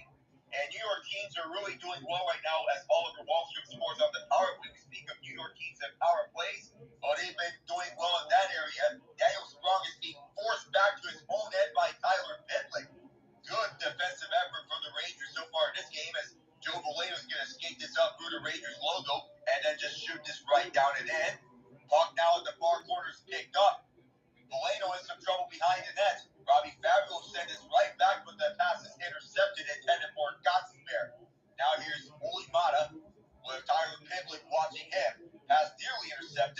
but Detroit still has it. Mata will corral this with his backhand, and now give it go to the far side for Fischer. He'll try from a tough angle. Easy save there for Quick. 9th save of the game on Detroit's 9th shot of the game. We'll take a break here. Man, I kind of feel bad, Alec, on this side. Maybe we should have did the 10 o'clock game in between the Devils and the Avalanche. It's kind of the way that it's going. I didn't want to double up on the Avalanche too many times. But here's the critical question I could throw out to anybody who was listening late in between the Twitter space or the YouTube side. What would have been the case if Detroit only gave up 1 in the first? Imagine if they didn't. This could easily be a 5 or 6 goal game. And this could have easily gotten out of hand because the Rangers, they've been buzzing on every cylinder, prism, any geometrical shape that you can name. Because it has been a one-sided affair. The score may be misleading by how the Rangers have played. They've been shutting down the Red Wings on all facets. They're doing to the Red Wings what the Devils did to them in Game 7. Yeah, and it looks like it's a personal out there. And you know what? Honestly, if you're the Red Wings, again, you take this and you hold on to it, just like what it was with the Devils in the opening night when I did that broadcast. That was a game that they could have won, but they didn't. And this one is a situation where look at it honestly. Look at yourself in the mirror. You're playing the Rangers at MSG. It's a national TV game.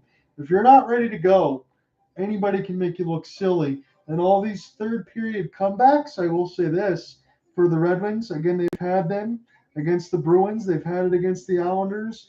They've had some of these ones where they perk up against the Lightning late. You don't win games many times by just coming back in the third period and drilling teams. That's not winning hockey.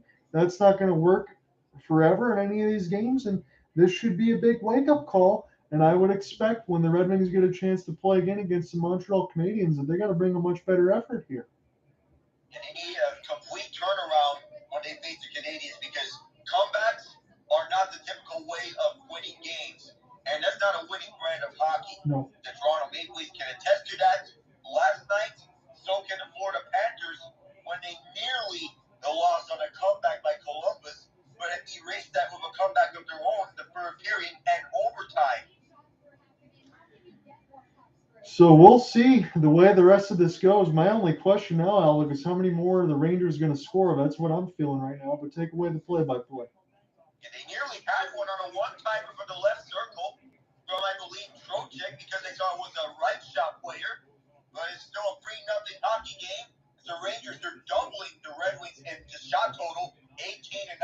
Narrowly kept there by the Red Wings. They rolled his onside as David Perron is in a heap of trouble along the far corner. Rangers cleared out all the way, picked up by Lafreniere. New second line between Panarin, Trocheck, and Lafreniere has been fuzzy. Trocheck setting up right across.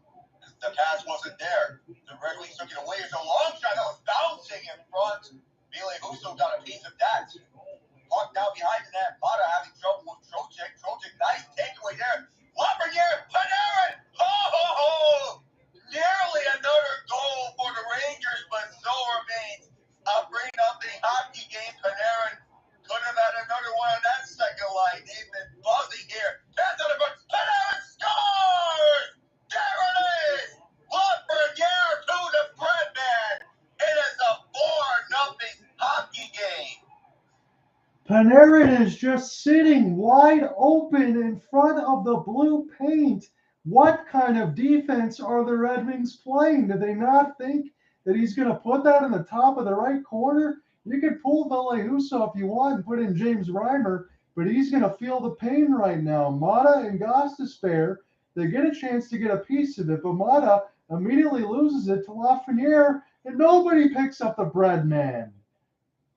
The Breadman's still one of the most dangerous shooters in the game today, and this goal has displayed it. You gotta account for him every time. You can't just leave him out on an island all day, every day, because he's going to fire that one right into the basket every time. Red Wings looking for Fernandez backhand. Quick stop that one. He looked like he was making a desperation save effort on his right. Jake Walman keeps this one in at the left wing. It's a long shot blocked by Wheeler. And the Rangers pick this up once again. They bring this out to neutral ice and then clear this down the entire way.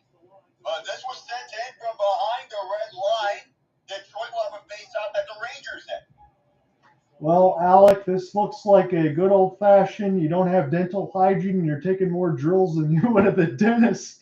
That's what it is right now for the Detroit Red Wings. They are getting lit up by the Rangers here at MSG. I'm still having fun with it, but I can only call it the way that I'm seeing. The Red Wings have only 10 shots. Rangers have 19, but they got 4 on the scoreboard. It feels a little weird seeing that Artemi Panarin shaved his head in the offseason. It was a little weird not to see him with his typical flow, but dating back to his Chicago days.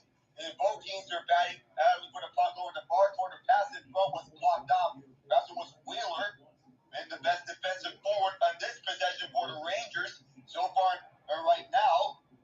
Lucas Raymond tried to pass. That was blocked off in front as well. It's held in by Jeff Petrie. Petrie cycled it around all the way to Raymond. And out DeBrincat will just send us on the cross. Here's a big shot. Big save by Jonathan Quick. Showing that LA Kings vintage. Here's the pass cross for Petrie. He shoots. That fires wide. And it exits the zone. The Rangers out of harm's way unscathed. As a big save from Jonathan Quick, and then Petrie shot misses the nets. Red Wings about to go right back into the zone. They shoot this one around for the boards from the far side. Joe Veleno rushes in at the near corner. Veleno on his backhand controlling away from 2 Rangers, including Nick Bonino. Bonino on the takeaway as he's protecting this from Veleno, sends it out for Ryan Lickman. Puts Sprong on a spin cycle across for Gustafsson. Gustafsson will lead the rush, tic-tac-toe. Kako was cut off, and Veleno will backhand tip this. Whereas corralled by Gustafsson, the Rangers pick it up once again. Moving down the ice rather quickly here, and a spin move by Cully. Well, Cully's going to send this off to his right for Schneider, and now Schneider's going to send this to the near corner. Kako is there, so was Bonino and Goistisbehere. Now at the far side is Bonino. Bonino will hand off at the far side. We're racing in. I believe it's Zach Jones. Jones will send this to Schneider at the right side of the circle. At the trapezoid now, right back for Bonino as Cully is getting spun around by Goistisbehere. There's a feed on over to the left wing. Now moving in is Jones. He's out of man. They tried to shoot it. Husso had to make the save on a desperation sliding effort onto the right side. Schneider will reload for Jones. Jones tries again. Score! Might have been deflected in front by Will Cully. But the Rangers, they're firing on all cylinders. Zach Jones with the shot. Cully with the tip. Taking a page of the Chris Kreider playbook. It is 5-0. Well, I want to say this. I already said this was Zach Jones on the part of the broadcast, and you've been calling a boatload of goals here in the second. 4 for the Rangers on that side. And again, you got a great save by Jonathan Quick after Petrie just missed the net. But Zach Jones is just wheeling and dealing. He's skating all over the Red Wings. And then by the time it gets dropped and deflected in, again, Husso's not going to make that save. He can't see it in front. Cooley provides the screen. Hey, they haven't played Alex Lyon yet this year. Come on down. The price is right. I mean, the price is right indeed. For a moment like this, you got to wonder if a goaltending change would change something as we get a cross-checking penalty. Not sure what it is on, but it's going to be on Detroit. And the Rangers, for the third time, will head to the power play of a cross-checking penalty from Jake Wallen. Goals, and more goals for the Rangers. It's 5-0 as we head to the commercial break.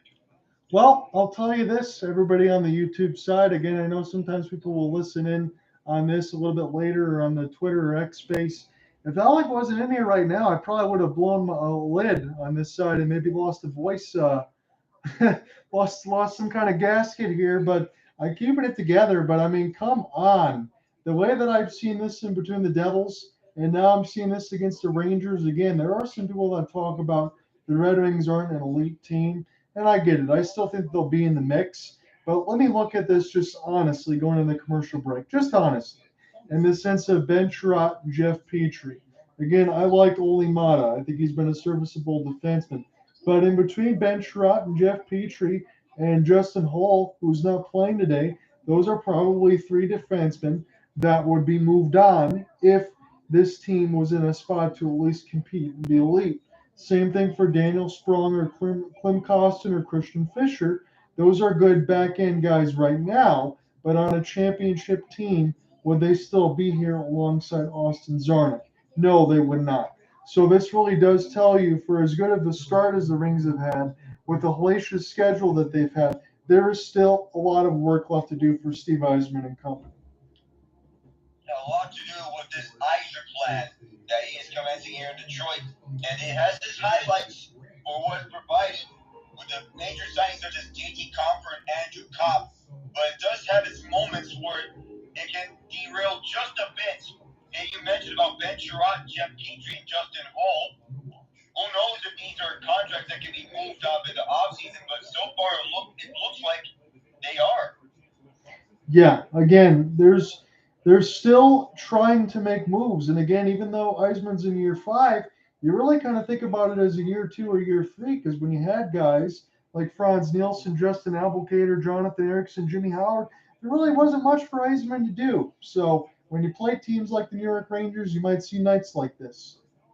Yeah, you may see nights like this indeed. When you're going up against a contending team like the Rangers, who's establishing themselves and looking to be an elite team, as Kreider nearly tipped one in. And the Rangers are buzzing right now. You expect games like these. But these efforts, you got to do a lot better for what they're providing. Yeah. Zibanejad doesn't shoot. At the goal line, it's a pass over to Gustafsson. Zibanejad takes the shot again. Gustafsson will go right back to Zibanejad. That shot was blocked. Trying that one-timer from the left circle. That's what he does best. Pass right back for Artemi Panarin. Looks over the right circle, right in the middle. Here's Trocheck looking for the hat trick. And that shot goes wide. Panarin will pick it up. But his puck was forced way out. And Quick is going to come out and play this to Gustafsson, quarterbacking this second unit. To get some changes from both sides. Oli Matz's going to backhand this to neutral ice. And here's a long pass for Trocheck, who's on hat trick watch now. Pass to the left side for Gustafsson. He's at the half wall at the left side. This pass goes nowhere, and Detroit can shoot this all the way down. And the Rangers will have to restart on the power play. Andrew Copp tried to cut off a pass from Jonathan Quick, but Quick was not fooled a single bit. Zibanejad takes it across. Here's a drop pass over the blue line, and picking it up now on a big, I believe, was Alexis Lafreniere, and on his feet making a pass back to Lafreniere. Now onto the left half wall. Pass down low. Here's Lafreniere, a shot.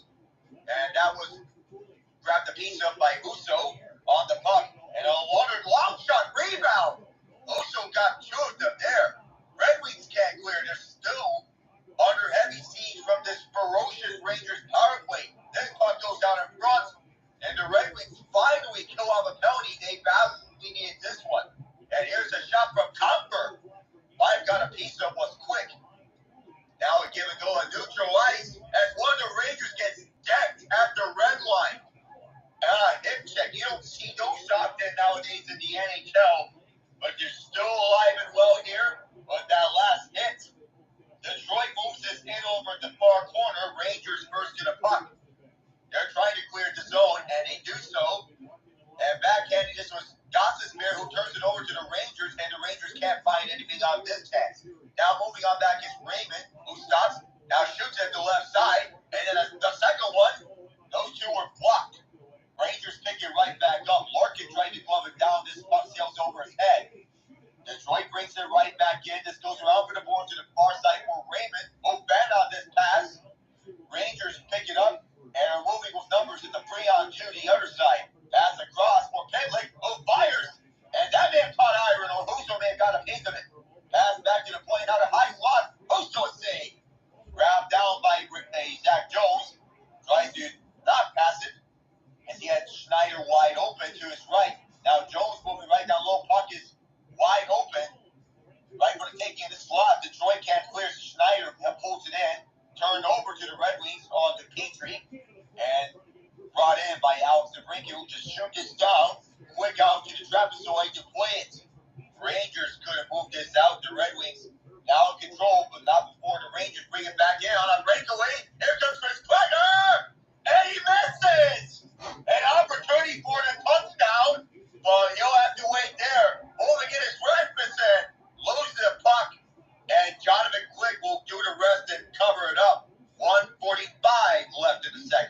Just when you think it can't get any worse, if you're a Red Wings fan, Chris Kreider zooms in on a breakaway, almost makes it 6-0, gets a touchdown, and he just gets right past the defense. And Dylan Larkin, I guess, he must have been holding right bumper and clicking in the left stick playing NHL 24. A good old-fashioned hip check on Alexei Lafreniere.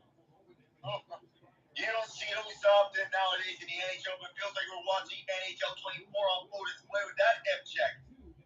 All Red Wings are getting set because Nick Bonino does not have a stick, but the rest of his teammates help him out. Now Bonino rushes back to grab his stick. Red Wings still control. At the right side is the Seider, who passes down low behind the net. Rushing in to grab this puck. Now it is Robby Fabbri, but the Rangers now pick it up. Just kept in by Seider. Now pass down low for Compher, who loses an edge. So does a Ranger. Two players blow a tire, but the Rangers get this down nonetheless. Here's Woman, the main piece of the Nick Leddy trade in the return, who fires it out from the near to the far side. Boleno plays this one around the boards as well, but first two was Gustafsson. One Red Wing jumps in. Fabbri is second. Now grabbed down by Chirot. Then Chirot cycling along on his backhand. Now hands it off over to Boleno. Boleno's cut off by Lindgren. And the Rangers get this all the way down to Detroit's end.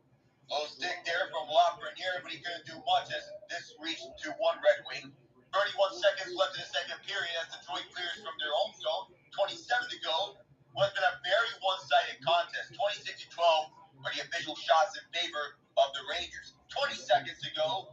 Rangers are looking to, from what we're seeing here, burn some clock down.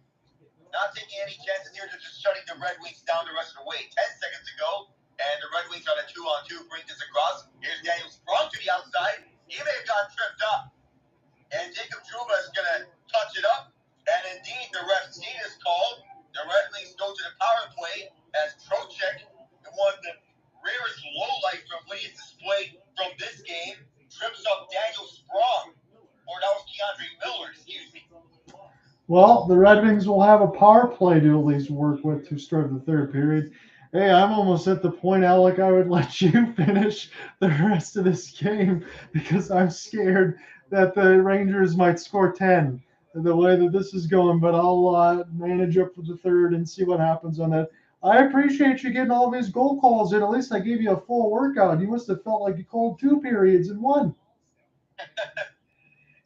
You know, what you said about the point of if like the Rangers maybe scoring 10 just as we have the period 10. Hey, I might have been in this position before because one time when I was playing when I was playing against the Penguins, going up against one of my college friends, he was playing against the Rangers and he scored 10 on me. Oh man. Feeling the pain. I understand that. Hey, I will tell you this before I get into some comments in the second period. I know NHL 24, whenever that stuff goes on sale on Christmas or you do pick up a Series X, we could play that. But I'll tell you this, there's going to be a patch in a few days that's going to address the hip checks and some of the other things. The game's not in a great state, so if we do play some club stuff, it's a little rough out there, but we'll do the best we can. I'm more of an offline player, but Okay. I may be open to online in that sense. Yeah, and we speak of the Rangers, well, not only with current Rangers, but former Rangers. Here's a name that I never thought would expect to be on the scoreboard for the Wild. Vinny Lettieri has tied it up at 2 even with the Wild and the Islanders. That is definitely a name on that side. Again, for the Minnesota Wild, they are going to need all the secondary goal scoring that they can get. It can't just be the Kirill Kaprizov experience. I know you've mentioned that many times. Also, 2-1 is the score between the Jets and the Blues. I just want to make this point in the second intermission as far as the game that we're covering today. And it was from the last couple of power plays there for the Rangers. Look, I know that they explored for a couple between 7:31 and 8:15, not even a minute apart on that side. But it really did look like to me that the Red Wings were playing a little bit of a shell, and they were just allowing the Rangers to wheel and deal the puck from face-off dot to face-off dot. And we say this all the time, or it's an adage where the puck always moves faster than the man. And I get that. Good puck movement is hard to deal with. But if you're Derek Lalone's squad, you cannot allow them to just move this puck around from D side to the circles. You've got to be able to forecheck a little bit and get some pressure because if the Rangers are allowed to continue to move this puck around, they're just going to score more. It's not going to change. Yeah, back and forth. We've seen this from the Rangers time and time again. Whenever you give the Rangers spacing and the passing lanes for them to find the open man, it doesn't matter who's out there on the ice. It doesn't matter if it's the bread man, who is a top liner playing on the second line, or if it's Will Cully, who is a young guy who's getting reps on the third line in the absence of Bill Keel. You've got to be able to forecheck up against a team like the Rangers because they can strike no matter if it is even strength or on the power play. Even though last year wasn't the same power play that we saw for the Rangers, this year's showing that this power play has remained unchanged for them. Yeah, I think they absolutely look right now on a power play side, as you said from the year prior. They look hands down like a top five unit on the power play side. The way that they move the puck so beautifully, and you said it, the way that they do that, the way that they can mix lines. You usually only have two power play lines, but I guarantee you want to keep everybody fresh. And Peter Laviolette says, hey, you want to go out there and get some time to shine. If you keep within that same system, you're going to have success. It looks like they're buying in, and they're doing really well with it. So we'll give you some other scoring updates on this side. It looks like the Sabres and the Hurricanes. This one is tied at dose. We'll take a look at the goal scorers here. So it's Alex Tuck and Rasmus Dahlin with the latest at 9:23 on the power play. His third from Thompson and Casey Middlestat. Tony DeAngelo and Brady Shea have the goals for Carolina. So these two teams going neck and neck with one another, but something has caught my eye with the Hurricanes that they seem a little off with their start to the season. We normally see them as a tough defensive unit, and with the additions of Bunting, Orlov, in the offseason, those were the two big additions. But it doesn't seem like big is the way that they're categorizing of how they're coming out in this game because they're a little slow for their standards, sitting at 7-5. And not to mention, this may be the most important season of their franchise by far with this current core because there are a lot of free agents to sign next offseason. They already got Sebastian Aho's deal in place. Yeah. You see everyone else like Martin Natchez and Seth Jarvis. And here's the thing, and I'm not saying this in a mean way on that side, but do you think that Marty Natchez and the rest of the company are worth of deals that they're probably expecting to get? That's the question that you got to make if you're Wardell and company. Hey, somewhere around for Natchez, I would say somewhere at around 7 to 8 million a year. I'll start at 8 million for Natchez. See if he agrees to that deal. I think he would agree to an $8 million a year deal, but you have to account for everyone else, and you're not going to keep everyone. And it's the harsh reality of the National Hockey League in a flat cap world. The salary cap is expected to go up $1 million, or is it $4 million? Well, again, I think you're right the first time on it. So it's going to be about $1 million, and then it's going to go up precipitously. They're saying over the next couple of years, but it's all about getting the deal done at the correct money value, as you mentioned, and then allow the Carolina Hurricanes to move forward. Because honestly, in a realistic world, you also don't want to lose players like Jesper Fast and some of the other ones that you have down the middle, but you're going to lose some of that depth. And as you said, when you got to sign Natchez and some of the other pieces, that takes away the money from everybody else. It takes away from the depth. It takes away from a lot of the things that makes Carolina really good. But you got to go back to me, as you mentioned, with the defensive side between Tony DeAngelo, Dmitry Orlov, and the other players not named Jacob Slavin, who are going to be locked down on defense. They've got to play better on that side because Carolina is usually defense first. And if it doesn't start with that, they're not going to play Carolina Hurricanes type hockey. And the foundation of the Hurricanes has been their defense. Because if it wasn't for the Boston Bruins last year, the Hurricanes would have the best defensive core in hockey last season.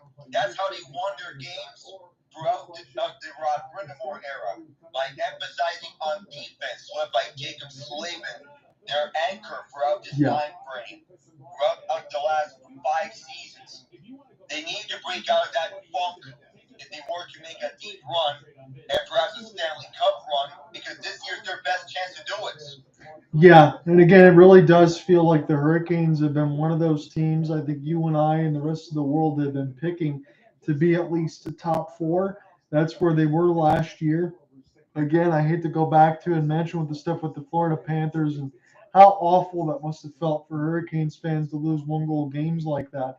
But it's just about getting enough offense, still locking down on defense. I think Rod Brind'Amour is a fantastic coach, but at some point the Hurricanes have to get it done with the roster they have. We'll see if they can do it. They're 3-0 at home to start, but they're 7-5 on the year. So they're gonna play a lot more games at PNC Arena over the next few days.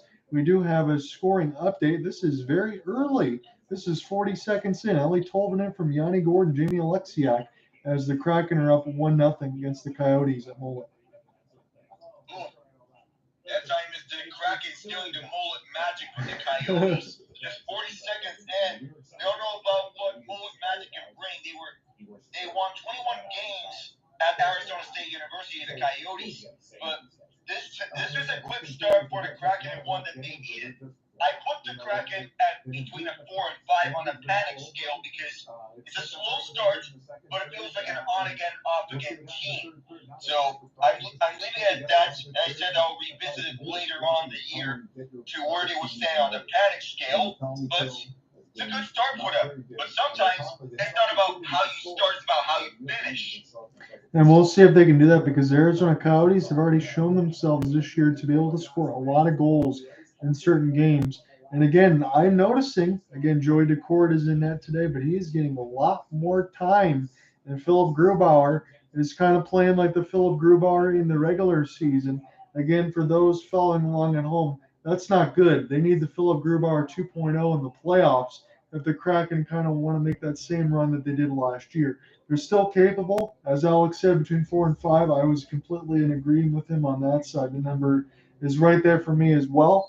If the Kraken have one of those down years, I think it'll be okay because that personnel that they have, alongside all the young core and the Matty Beniers and Jared McCann and Ty Cartier and company, and the defensive core, I like Vince Dunn and all of that, and Philip Larson that they have. This is a good team, and they're going to be good for several years. It's just the question is, what is the Kraken's ceiling? Did we see it last year when they made the second round and lost to the Stars, or can they be pushed to greater heights? Because Philip Grubauer is going to be the guy that has to kind of get it done. He has to be, because they brought him in on a 6-year deal to be either guy in net. He hasn't looked the part in the regular season. They need him to be the postseason performer that he was against Colorado and Dallas last season. Nearly getting into the conference finals against Vegas. They need that Philip Grubauer here in the regular season. Yes, they do. Arbor Jackeye just goes to the box here. So Tampa, I believe, just ended a power play. Maybe they didn't score on it. Nick Suzuki has the latest goal as Montreal is still down 4-1 from Cole Caulfield and Sean Monahan. Again, it's good to see the former Flame just back on the ice, but it was a bludgeoning for the Lightning against the Montreal Canadiens to start. 22 seconds in, Nikita Kucherov with his 10th, and Nick Paul, Alex Belair-Boulay on the power play, and Michael Esamont with his 4th, and Victor Hedman and Eric Chernak. So Victor Hedman's got all the points. And let me ask you this. I'll have to type this up really quickly on the side for the rosters, but let me look at it. I want to make sure that I get these points correctly before I ask you this question. I'm going to look at Tampa stats, and I'm going to look at somebody like Mikhail Sergachev and see where he's at. So he does have 6 assists on the season now, which is good in 12 games, but he's a -9. On the other end, though, Victor Hedman, we were kind of thinking he might be in the same spot, but Victor Hedman's been ridiculous. He's got 14 points in 12 games. He's back to being a number 1 defenseman that he has been used to being in Tampa Bay. And with him being back in form, and with Mikhail Sergachev having the season that he's having right now, we may now know that Hedman is still the clear-cut number 1 defenseman with the Wolves. Sergachev is also number 1 defenseman potential. We have to know how much further he can go down the road before we see him being a true number 1 defenseman. Because Sergachev can play on the power play as the number 1 power play quarterback. But Hedman brings the higher upside on Yes, he does. And again, for Sergachev, I have to make sure I click on this to get this one right, but it kind of feels like he's been there forever, and yet he's still only 25 years of age. But what is he in, like his seventh season? It feels like he's there in his seventh season. Yeah, this is his seventh season in Tampa Bay. Yeah, and it also feels, yeah, but even though he's there, it feels like he's been there for a long time. Yeah. How he's been dating back to when he was brought over to Jonathan Drouin trade. That's still working out better and better for the Bolts every passing day. Yeah, I'd agree with that said. I just had to make sure that I clicked on that and asked you about Victor Hedman because, again, I was seeing he was putting up the points. And the kid Kucherov, I know there's a lot of minus here because it's a lot of power play for the Lightning on that side, but Kucherov's always one of my favorite players. He's got 20 points in 12 games, 9 goals, 11 assists. I find it hard to believe that there isn't a better setup man than Nikita Kucherov, but the way that he can also score is absolutely ridiculous. And if I'm correct, I think Steven Stamkos also needs a contract at the end of the year. The 33-year-old is going to be set to be a free agent if he doesn't get re-signed by the Lightning. And I would be shocked if I don't see him back in a Bolts jersey. Yeah, that would be a big surprise if Stamkos doesn't remain a Bolt for life. I would expect that he get another contract with them for how he has performed over the years. But that would be the big surprise if Stamkos doesn't get a new contract signed between him and Julien Brisebois. And if I'm correct, the Canadians cut Tampa's lead in half. It is a 4-2 game there.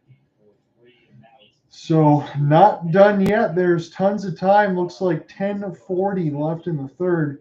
And we will see if this is going to end up being a short-handed goal on top of it. If this updates on the ESPN side, because it showed Tampa is on the power play. I could flip it on this side. I just want to make sure that I don't miss in the start of the third period. Although for me, mercifully, I probably should. It is Jake Allen. He's the one that gets pulled. He gives up 4, stops 5 out of 9. Sam Mountainbow has stopped 16 out of 16. And at this point on the goal side, it's Tompkins in net. Matt Tompkins trying to get his first win of the season for the Lightning.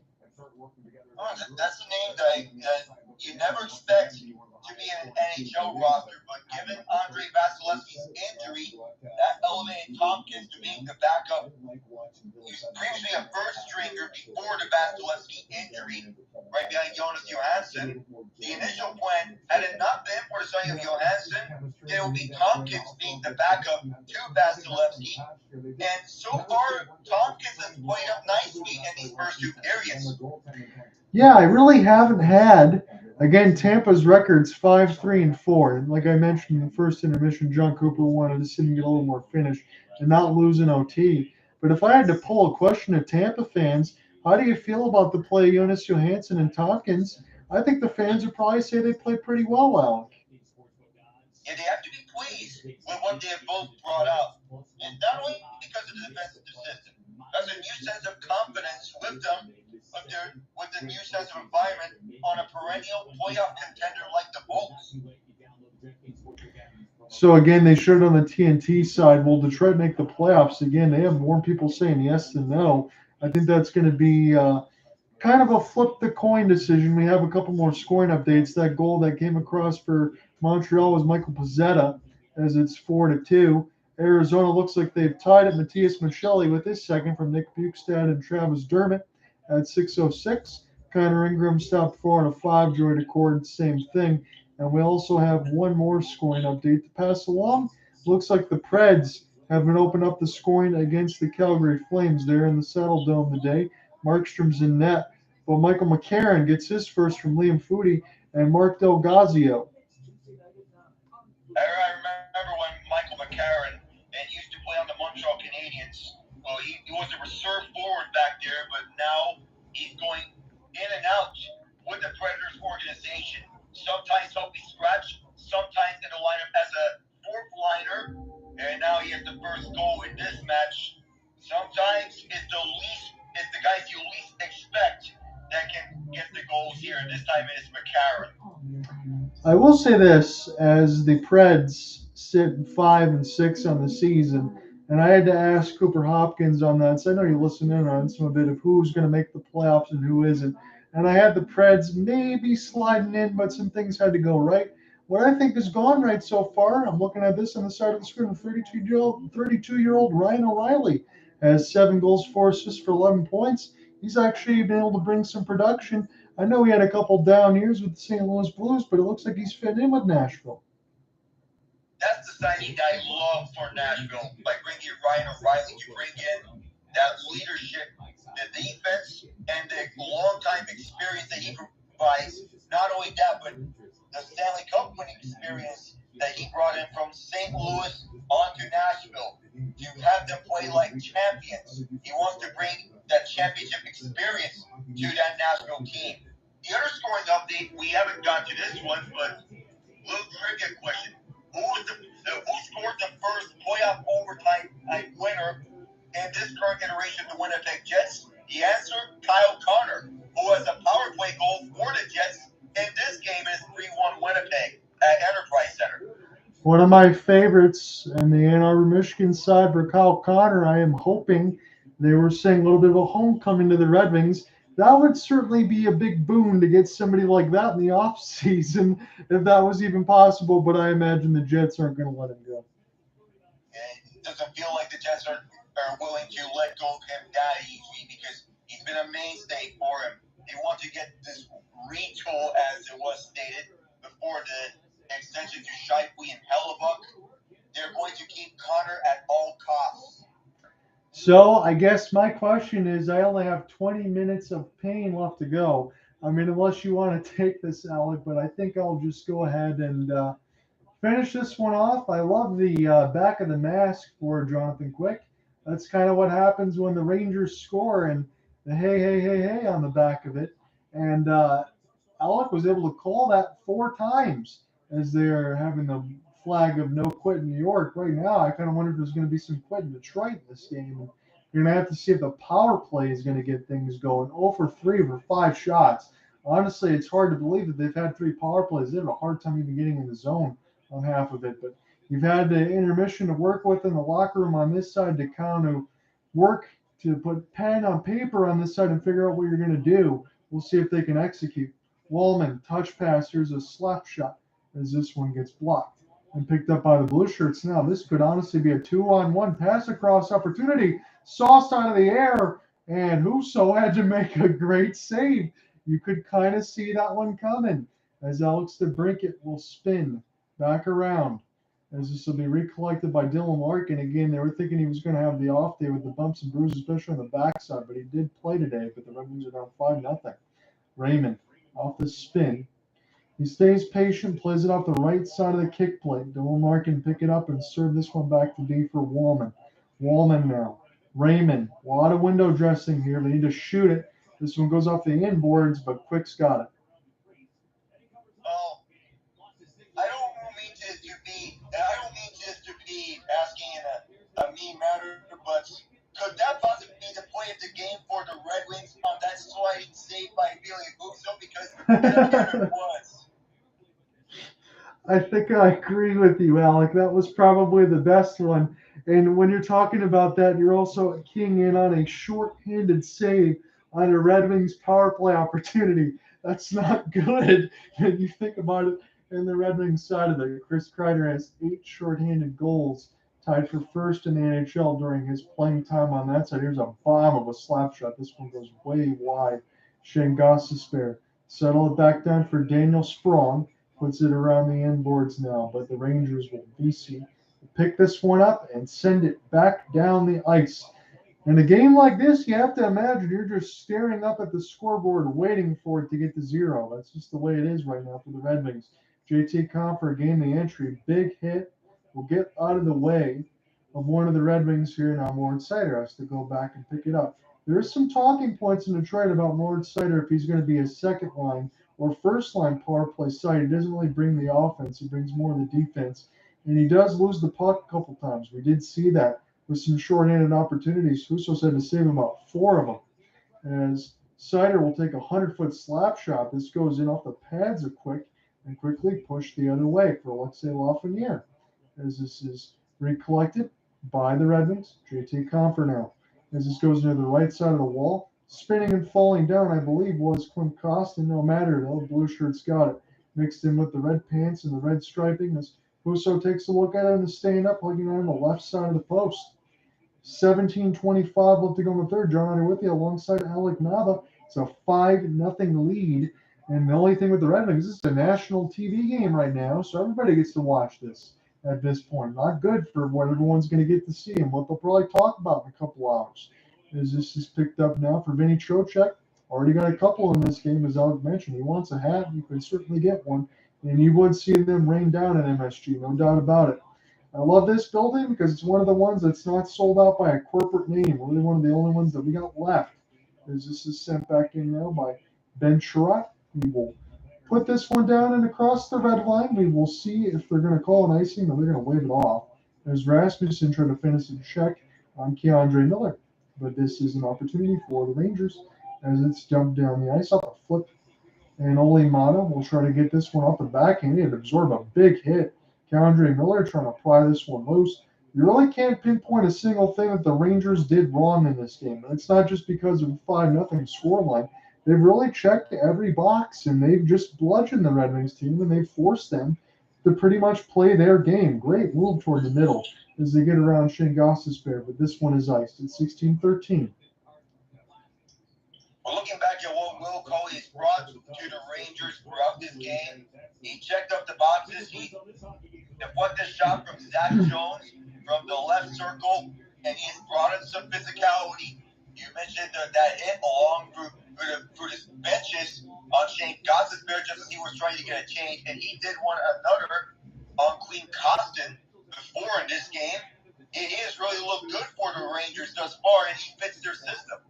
Yes, he has, and he's not looking like a bottom six forward. He's playing anything but right now. He's driving the offense. He's getting the hits. He's getting the puck out of the zone clean.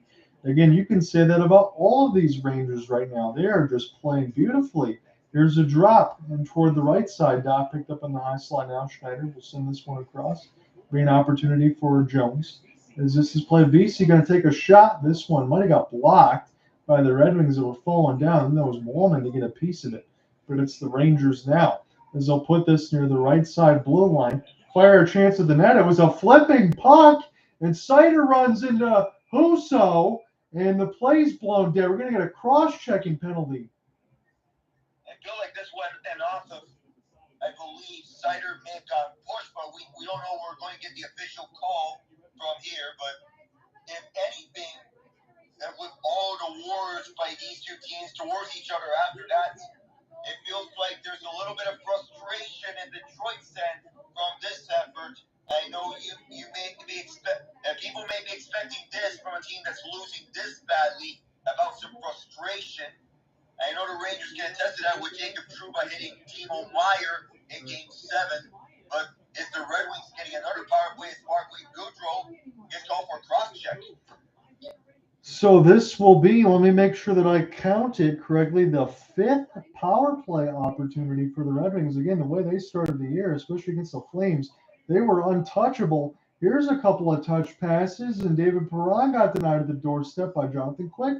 He made probably his second best save of the game. That's only the second time he really had to count it on the hands. 0 for 4 with 4 shots as this one gets dumped back down the ice, and the Red Wings will look to get started again with some new personnel, as it's Alex DeBrincat. He was on the defensive side cleaning it up. We'll fire it in, but this will go right to Keandre. They'll send this one back down. And the Red Wings will recollect into the neutral zone as Lucas Raymond will fire it in. Pick it up near the right side blue line. Raymond had hop over his stick. How many times have we said that in this game? Dylan Larkin drive to the net. He goes short side. Bounce off the zebra, though. And it's sent back down the ice. But there has been a lot of missed passes. Not a lot of clean entries. The Rangers have kind of dominated everything, and other times the Red Wings have honestly just shot themselves in the foot. JT Compher, as this is picked up here for Goistisbehere, but a little bit too far, and this is sent in over the glass, no penalty. 14-17 left to go in the third. You know what this game reminds me of? It feels like that one game that Ian and I called between the Hurricanes and the Lightning last year, because this is a one-sided effort, and the home team is limiting the visitors Lightning in that one game where they won 6-0 in what we can call the Jesperi Kotkaniemi game. Yeah, it's a game that when you're looking at it from what you're describing, one team throws the other in the blender and the other one's got no answers. That's what it looks like right now. Again, holy cow, we got another power play. Is this Wheeler in the box again? No, this is Keandre Miller for a delay of game. I thought that was past the center ice part of it, but I guess his flip, that was in the defensive end. That's what went over, so Red Wings have a 5-on-3 man advantage. I almost thought that this was deflected off someone. Me too. But, yeah, I apparently wasn't. But every penalty needs to be reviewed to check if there are any deflections before they can assess a delay of game penalty. And I don't even feel like, I'll just be honest, I don't even feel like the Red Wings are going to score here, even with a two-man advantage. They tried to force a cross-crease pass, and the Rangers were there to intercept it. You got to be able to fire shots on Jonathan Quick. He hasn't had to do anything this game. Simplify it. As this is picked up now for Goistisbehere. In the high slot, Seider cross pass. Quick gets a glove on it, bounced up in the air. And the Blue Shirts one more time rifle this down the ice with a fantastic clear. Busso will go ahead and let's see what happens now. We get the play blown dead. I thought we would still be going. 12 seconds left to go on the two-man advantage, 13:37 left. I think that this play was a play of a high hand, I believe, from what we've seen. I don't know what else was there, because anything, that may have been a hand pass from what is signaled from our belief. But nonetheless, we get a final score, 3-2, Carolina in overtime. Guess who? Martin Nations. Carolina's home, Mr. Overtime. So we were just talking about him. There's a big slap shot. This one gets blocked, a broken stick. We'll see who it's going to be against on that side. So Schneider's just trying to pry this loose. His stick shot was broken, and the Rangers still get it out of the zone. So they are doing everything right now, and the 5-on-3 is done. The Red Wings still have another man advantage. They're going to essentially go 0 for 6, 0 for 7 on this side as it's flipped in. It's not like they haven't had opportunities, but the work level has been low as it's Daniel Sprong. We'll get this near the left side red line. JT Compher absolutely getting worked over as this is sent back in now. Red Wings trying to get this alive at the boards. Raymond working behind the net. Here's a fake slap for Woolman. Touch pass goes too far. Raymond will pick it up on the right side wall. Another one hits the bar for Compher, and Quick holds on, and now we get some fist being thrown. That was as close as what we were going to see for the Red Wings scoring on the power play. This could have easily broken this shutout, but nonetheless, it's not like it would have mattered much anyway, because the Red Wings are getting a manhandle all throughout, but that was as close as it can get for the former ad JT Compher, just off the edge of the post, inside of the post too. That reverberated all the way across MSG, and I promise you my TV's not on very loud on that side, and that was pinged like crazy as it bounced off the right pad of Jonathan Quick. Daniel Sprong was trying to get in there. Lindgren took exception, and Sprong ate a couple knuckle sandwiches as it's 13 seconds left to go on the Red Wings power play. They've had a ton of them, but they've had even more power plays than the Rangers have goals, and the Rangers have 5 of them, but the Red Wings are not going to score on any of them. The Rangers will clear this one down the ice. Again, they have just 18 shots on goal. For how many power plays that they have, that is just incredibly low. Near the right side, here's a long shot. This is patted away by Jonathan Quick. Ben Chirac as of now, as it's kept to the outside. Rasmussen, this goes off the bar, but I think it's going to go. Let's see, is it going to go in? I didn't get the, yeah, it is. Michael Rasmussen's going to get one. And let's be honest with Rasmussen, he's had a couple chances over the last few games where he's been haunted not being able to get a goal. This time it goes off the pipe and in near the right side of the wall. Oh, the Red Wings needed this one, because even though this game may be out of hand, they need a goal to try and keep their spirits something like that goal from Rasmussen. He needed this one because it was going up the post. We're not sure where it ended up. I didn't see a red light at first, but then I get the signal from the referee saying goal as Rasmussen off the inside, and then it hit center post. Yeah. That is it. Yeah, I don't know what's going on with the post. Here's a drive, and then a backhand scores! 2 goals in a row in quick succession. I think this one's going to be for Christian Fischer. It's a 5-2 game.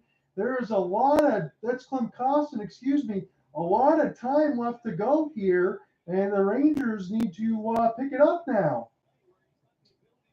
Detroit's finding their mojo here late in this game, especially this fourth line with Clem Costin.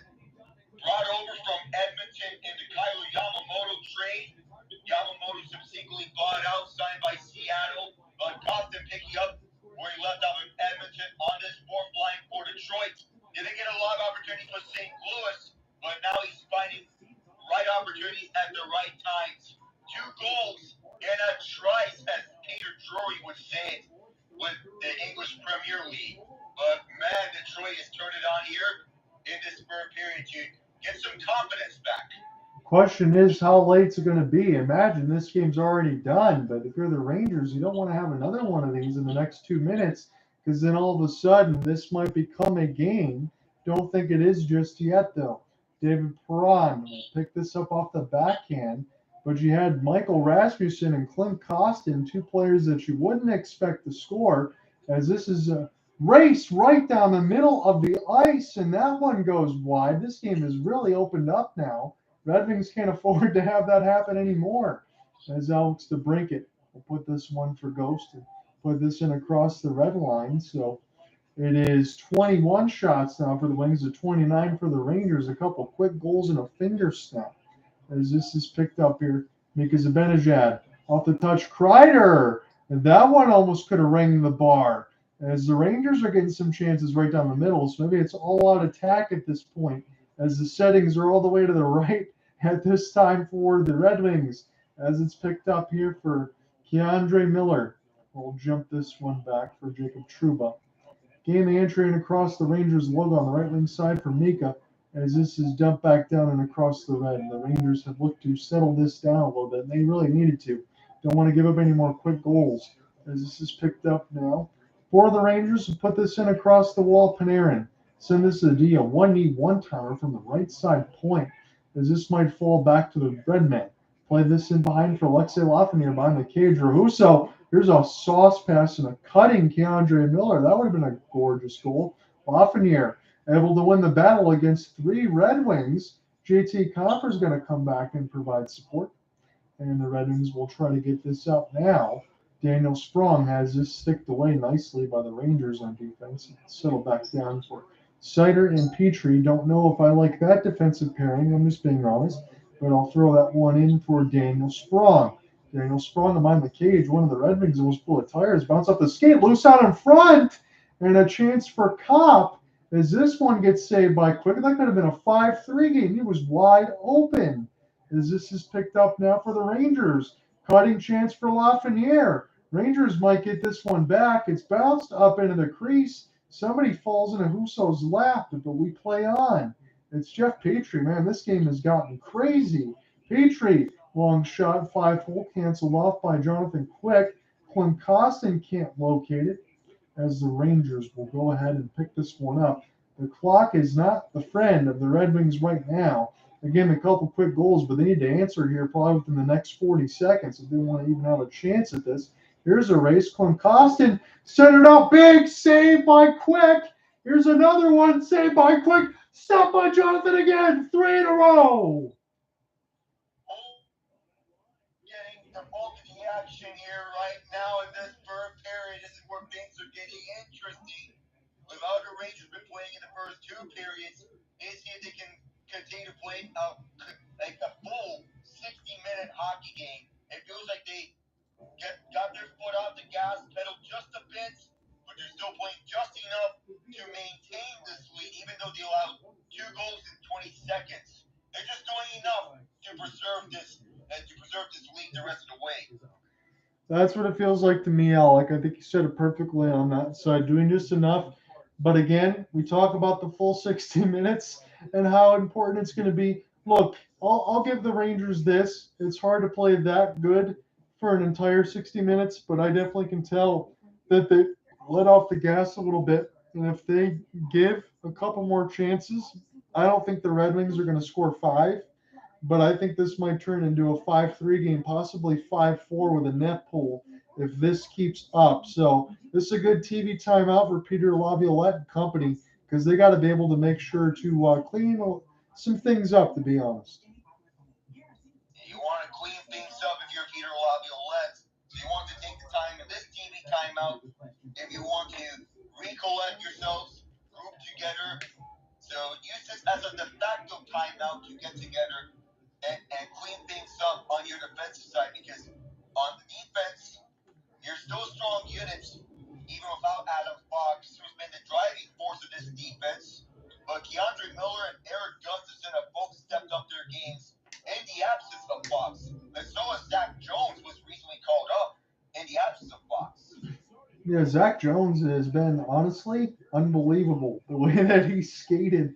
He's looked like an extra forward on the way that this has worked, and I didn't realize. But I'll have to pay attention as you do more of these Rangers games to keep an eye on Jones on that end. He's been pretty good. I do see Nicholas Lidstrom jersey in the crowd, so that is a smart Red Wings fan alongside his Rangers friend on that side. It's always good to take in a game at MSG. I hope to one day do that myself. I would love to watch the Rangers play at Madison Square Garden. Let alone the Knicks, but I definitely like to see the Rangers. This is picked up now, as this is flipped in. And now the Red Wings will have to start again in their own end. Again, they're in the road whites with the red and white striping. Again, they're not mixing those Detroit alternates with the black and gray color scheme. I'm not a fan of those because the Red Wings have never had black and gray in their color scheme to begin with, but that's what they did last year. I hope to not see them anymore, to be honest, as this is picked up by the Blue Shirts. Again, they're at home at MSG. John here with you alongside Alec Nava. It's a 5-2 game. The Rangers had 5 unanswered. Red Wings score a couple. Costin will fire a pass as this one had traffic in front of the net. Michael Rasmussen trying to provide the screen. Jimmy Vesey. Here's a great looking pass and a good save by Husso with the glove hand against Pitlick. Whenever the Rangers play at home, there's always this celebrity watch whenever they have games over at MSG. I wonder what celebrities are in attendance for every Rangers game whenever they play. Last time I checked over the previous game at MSG was Aaron Rodgers with the New York Jets. Yeah, it's amazing considering all that stuff that's happened on that side, and I'll leave it at this for whoa, Husso makes a great save off the slap shot, but for Aaron Rodgers, hope he comes back healthy and hope he plays again with the Jets. I don't want to see him just go to retirement. Here's a rush chance off the sauce. It was blocked off the skate of one of the Red Wings and picked up by Husso. Seider made a great defensive play there. The outstretched leg of Seider. You mentioned he's more of a defensive guy compared with Jake Woolman. And Seider with that left skate to block up the pass for Mika Zibanejad and shut off what could be a 6-2 hockey game. That was a good block from Seider. Yeah, the faucet's not been turned off for the Rangers. Again, at least the Red Wings responded a little bit. I do want to make sure to keep the narrative. That does not change everything that is shown with the Rangers in this game. It's been completely one-sided. The score line is just going to look a little more forgiving. Let's just make sure that we say that honestly. It looks like it's going to be the end of the first period almost. And you say Saros gets a 2-0 lead. He stopped 17 of 17. Jacob Markstrom's only had to stop 4 and a 6. But it's Kiefer Sherwood with the latest from Luke Evangelista and Tommy Novak. Not a lot of household names for the Predators at this point, but they're getting the job done. I like Tommy Novak's game with Nashville, with him being on the system for who knows how long, and finally he's getting a legitimate opportunity to be on the big club. He got his first look last year. This year he's getting an extended look with them, making a full-time roster for the first time, and him playing on a top 6 that features Ryan O'Reilly and Philip Forsberg and Cody Glass, another guy who's not a household name, but do remember he was a reclamation project project Nashville brought in, and the Ryan Ellis trade that went 3 teams between Ellis, Glass, Noah Patrick. But so far, it seems that Glass is the big winner of that trade.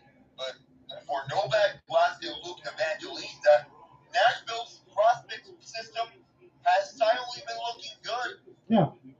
And I think for Cody Glass, if I remember correctly, he was the first ever draft pick for the Vegas Golden Knights. He was. So, yeah, he's going to get some playing time, especially when he comes back and healthy. He's going to get a lot of playing time for the Nashville Predators. As this is a pickup off of the face-off win, Keandre Miller. Send this back around for Alexei Lafreniere and Dylan Larkin's out there. I haven't had a chance to call his name too much. As this is picked up for the Red Wings now. Near the right side dot, sauced out of the air, looking for a tip against Jonathan Quick. Right in the middle of a slot, and Raymond can't shoot. As this is an opportunity now for Alexei Lafreniere. Here's a cross past the middle. Fanned on, broken stick went farther than the puck did. I'm surprised that Ville Husso was able to keep his eye on it. Another chance of stick lift out in front could have stopped this from being a 6-2 game. This third period's been insane. Larkin, drop pass, right side dot, shot wide. As this is picked up for Seider. And flipped up and out of play. What is happening in this third period? It feels like I'm walking over water right now in this third period. Both of us are. We're walking over water with how this game is being played in this third period. So much that we're seeing a lot of back and forth, and the Red Wings coming alive in this third period with 2 goals in 20 seconds. And then most recently, you have the broken stick traveling farther than the puck on that last shot from Detroit or the Rangers, I meant. It feels like all sorts of chaos. The Lightning went by 3 over Canadians. Nick Paul on the man advantage. Christian Dvorak with 19 seconds left. And the Wild are up 4-2, courtesy of Kirill Kaprizov and Joel Eriksson. Kaprizov on the man advantage. So Andrew Kopp has it now. And again, our featured game between the Rangers and the Red Wings almost kind of feels like the third period. I know it's way out in front for the Rangers, but that game got a little wild in between the Bruins and the Stars in that third period. We couldn't believe our eyes. This one's getting a little more open. Here's a chance. Kopp scores. It's 5-3. I want to wonder again, what is happening at MSG in this third period? Because a game in which we thought it was all Rangers in the first 2, all of a sudden the Red Wings, they're coming right back into this game with Andrew Kopp getting a taste of revenge on his former team, firing this one top shelf on Jonathan Quick. And by the time Quick located this puck, it was right behind him. It felt like Quick was a little bit behind the plate to react on this. You know, some of these instincts can get lost when you age, and Quick is not an exception here, him being 37 years old. But still, the Wings are making a game here. Man, it makes you wonder what would happen if they weren't down 5. I mean, you could be talking about maybe stealing 2 points. I still feel like they're not going to get there, but the Rangers, they played an exceptional 40 minutes. They probably couldn't play any better in 40 minutes. And now all of a sudden it's a 5-3 game. And if I'm Peter Laviolette, you might even be thinking about a timeout. They haven't used it yet. The Wings, they mentioned this on TNT, third period goals, that is their specialty. I keep saying that you can't play from behind, but yet I guess the Red Wings are going to continue to do this. They're within striking distance. There's 5:30 left to go in the third. I can't even believe I'm saying that. If they can get another one in a couple minutes and then have the net pull, who knows? But the Rangers, you have to imagine they're going to lock down. And Ville Husso, he's given up 5, but he's also got an assist from the Compher and Husso setup. So this goes back down. Husso's got it now as this is played by the Red Wings. Can they score another goal within the next couple of minutes? This is going to be a complete turnaround for my game story if they do so. As this is picked up now for Robby Fabbri. I hadn't had a chance to really call his name. He just came back after being injured in the opener. Big shot. This one goes around the inboards instead. And now the Red Wings will try to press. Now they really have to at this point. This was a game that was 5-0. They were going to have to probably give up a couple more goals because they're close enough to push it to go for it. As this is Trocheck Off the drop, it bounces off of Larkin, and it goes back off the window now. 32 shots to 26. Red Wings were getting destroyed in that marker. Again, it was 11-1 on the shot board to start the game, and now they're back within 6 and only down 2 goals as this is flipped in. This might work out for Raymond as this is near the right side boards. As Lindgren will try to get a piece of it. Can they hold it in? Can the Red Wings get to it? Jonathan Quick will take a look around. Red Wings can't hold the defensive end, though. They're down to 4 minutes. This will gain the entry here from Moritz Seider as this is played in off the window. And this will be an opportunity for Gustafsson on the second line defense. This goes into the players' bench. We get a stoppage at 3:53. So as we head to the TV timeout, we don't know if this is the last one that we're going to have in terms of TV timeouts because Detroit has made it very enticing here in this third period. Freeze rate goes for them, and third period has been their specialty throughout this season, and perhaps a strength playing to their advantage. Perhaps a note or two taken out of the Panthers playbook and the comeback Cats moniker. Yeah, the Cardiac Cats. If the Red Wings start playing like the Cardiac Cats, I don't think I can make it for a full 82-game season. Oh, boy. Yeah, I remember being on the broadcast with you, maybe like last week, and I mentioned something with the Winnipeg Jets. I didn't feel like, or not the Jets, the Islanders. I thought the game was done. Sorokin had a 2-0 lead. Red Wings came back, and now the Red Wings are coming back. Again, I apologized to you earlier, thinking this game was going to be a complete dud. Well, it turned out to be a pretty decent game at the end of it, even though the Red Wings, they did not start on time. At least they made a run of it. But it's got to be frustrating if you're Steve Yzerman and Derek Lalonde and company. Can you take some of this third period work? I know you were down 5 and the Rangers definitely went off the gas, and I agree with you, but can you take some of this third period work? And if you're the Red Wings, and please sprinkle it in the first and second period?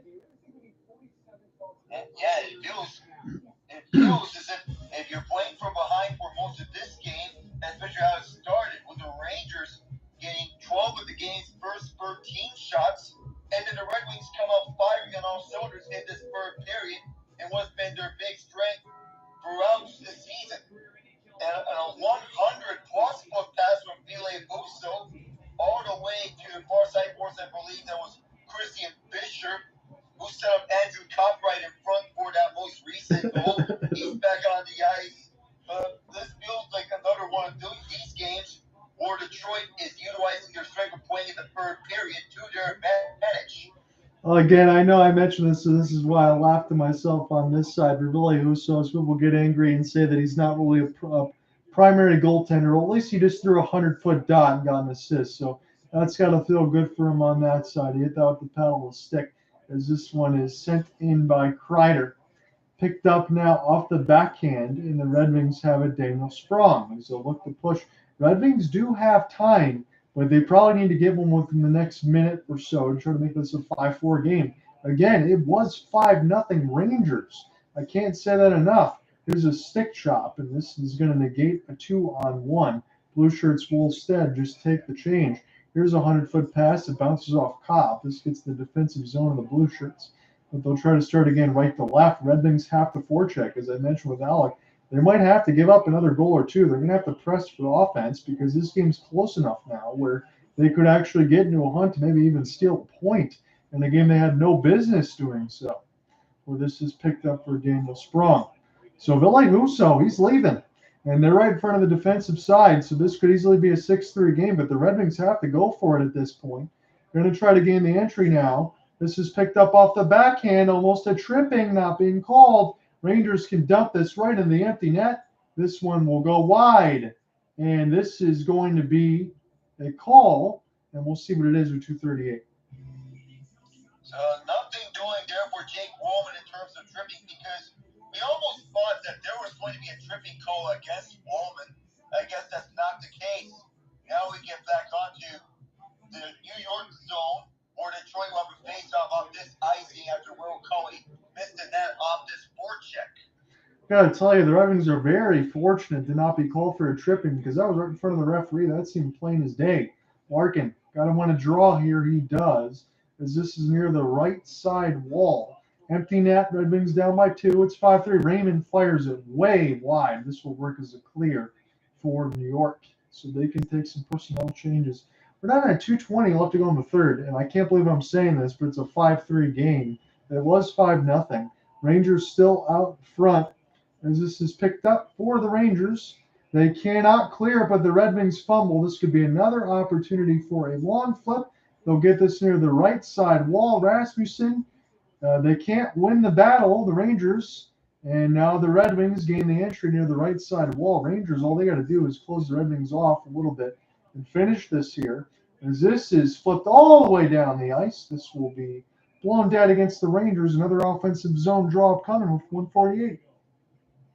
So a lot of opportunities for the Red Wings, but it feels the Rangers, they're shutting off every lane. They're shutting off every lane that the Red Wings are looking towards. Kind of like what the Bruins did to the Stars in our other game that we broadcast. But the Rangers have been shutting off the Red Wings for most of the game in every lane that they're looking towards. So Compher, he's going to take the offensive zone draw. Wings win it. They need to get more activity against Quick. Goistisbehere, Seider, off the tip. This one goes off the outside of the cage. Joe Veleno has it now. He might be the extra attacker at this point. Goistisbehere for Veleno near the right side dot. Down to a minute 30 as it's Goistisbehere. Opportunity for Kopp. This bounces off a Ranger. Goes to the neutral zone. Keandre Miller takes a look. Red Wings gain the entry. They're not offside. It's Kopp. As he gets stick lifted in behind the cage. Picked up by the blue shirts. But this is Ghost, but Seider does not there. He's not there at the blue line side. Red Wings got to start again. Seider will try to gain the entry. Don't know why he wasn't pinching there. As this is picked up now. Sent back around the inboards. Got to be a tired group of blue shirts. Tired group of Red Wings probably too. As this is flipped in off the stick of Jonathan Quick. It got shoveled up high behind the net. Red Wings trying to find it here with Kopp. And it looks like this is a long flip and this is going to work. Is this going to go into the empty net? Holy cow, this was a chance for Seider. He just got a stick there at the last moment. That would have been a flip from 200 feet that would have found pay dirt. As this is picked up now with 35 seconds left. Rangers have it. It gets turned over momentarily. Red Wings keep it in. Behind the net, a chance to shovel at it. Quick says no with the right pad. That would have been 5-4. Down to 20 seconds. This is fired at the net. And it goes wide. The Rangers pick it up. They can't get it out of the zone, but the time is going to work for them.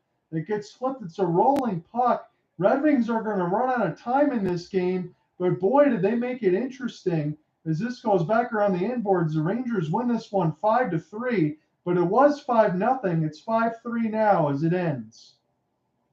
Well, we do get a bit of interest here as some of the electric scoreboard areas are still glitching out on the NHL side. It's not soccer or anything on that, but Detroit made things interesting. But that pass from Larkin was partially blocked up. Brady Schneider almost could have put it in his own net. That almost was an own goal from Schneider because Schneider got the way to block up the pass, but it almost backfired. Almost. Yeah, I saw that off the replay that it bounced off the stick, and then Larkin gets it back, tries to shovel it over Jonathan Quick, who gets the right pad on it and holds against that post. So, yeah, this game, you can make the argument that it's swung one of two ways. You can say, A, it was completely one-sided by the Rangers. You'd be correct. And you could say, B, the Red Wings made a valiant effort on the comeback. I think that's also partially true. But if you are Detroit, I do think that the main narrative is going to be on front of the forefront. You can't find yourselves down 5-0 against the Rangers or against any playoff team like the caliber that the Rangers are and expect to live right most of the time. They're going to need to get a much better start against Montreal. I know Montreal has had a tougher start of late, but if they play this way against Montreal to begin the game, maybe the Red Wings will be down again big. And you cannot be down by several scores and expect to win all the time, especially against a team like the Rangers, especially against teams that are of the top of the league, like the Bruins, the Golden Knights, the Stars. all those teams that are mentioned, they're Stanley Cup contenders. You just can't afford to be down by 5 against them and expect to come back to win. That does not happen in the NHL a lot. You don't see 5-0 comebacks every day. They don't grow on trees. No, they did not. And again, the Red Wings probably got the result that they deserved. Again, they had the third period run. The Rangers, again, they improved to 3-1-0 at home. That's really, they haven't played any games at MSG. All this stuff's been on the road. They've been road warriors, and they've been good. The Texas Rangers, another Rangers squad on the baseball side, can attest to that. Alec, it was a lot of fun. I didn't expect you to join me for this one, but I guess we were treated to a pretty decent hockey game. We'll see what happens on the nightcap side. And I'm sure that I will talk to you sometime next week, my friend. A lot of fun here, John. See you next week. All right, sounds good. We do have free movies with the purchase of it. I'll just leave that. Well, that game got a little bit crazy, but it's a 5-3 game now, and the Rangers took that one. I'm probably going to be back Thursday night with the Kraken and the Avalanche. We'll see if Cooper Hopkins can join me for that one. If not, we'll figure it out. I do have a Sharks assignment on Saturday, but after that, if we don't see it for Thursday, I will be back next week. As always, guys, have a good one. Peace.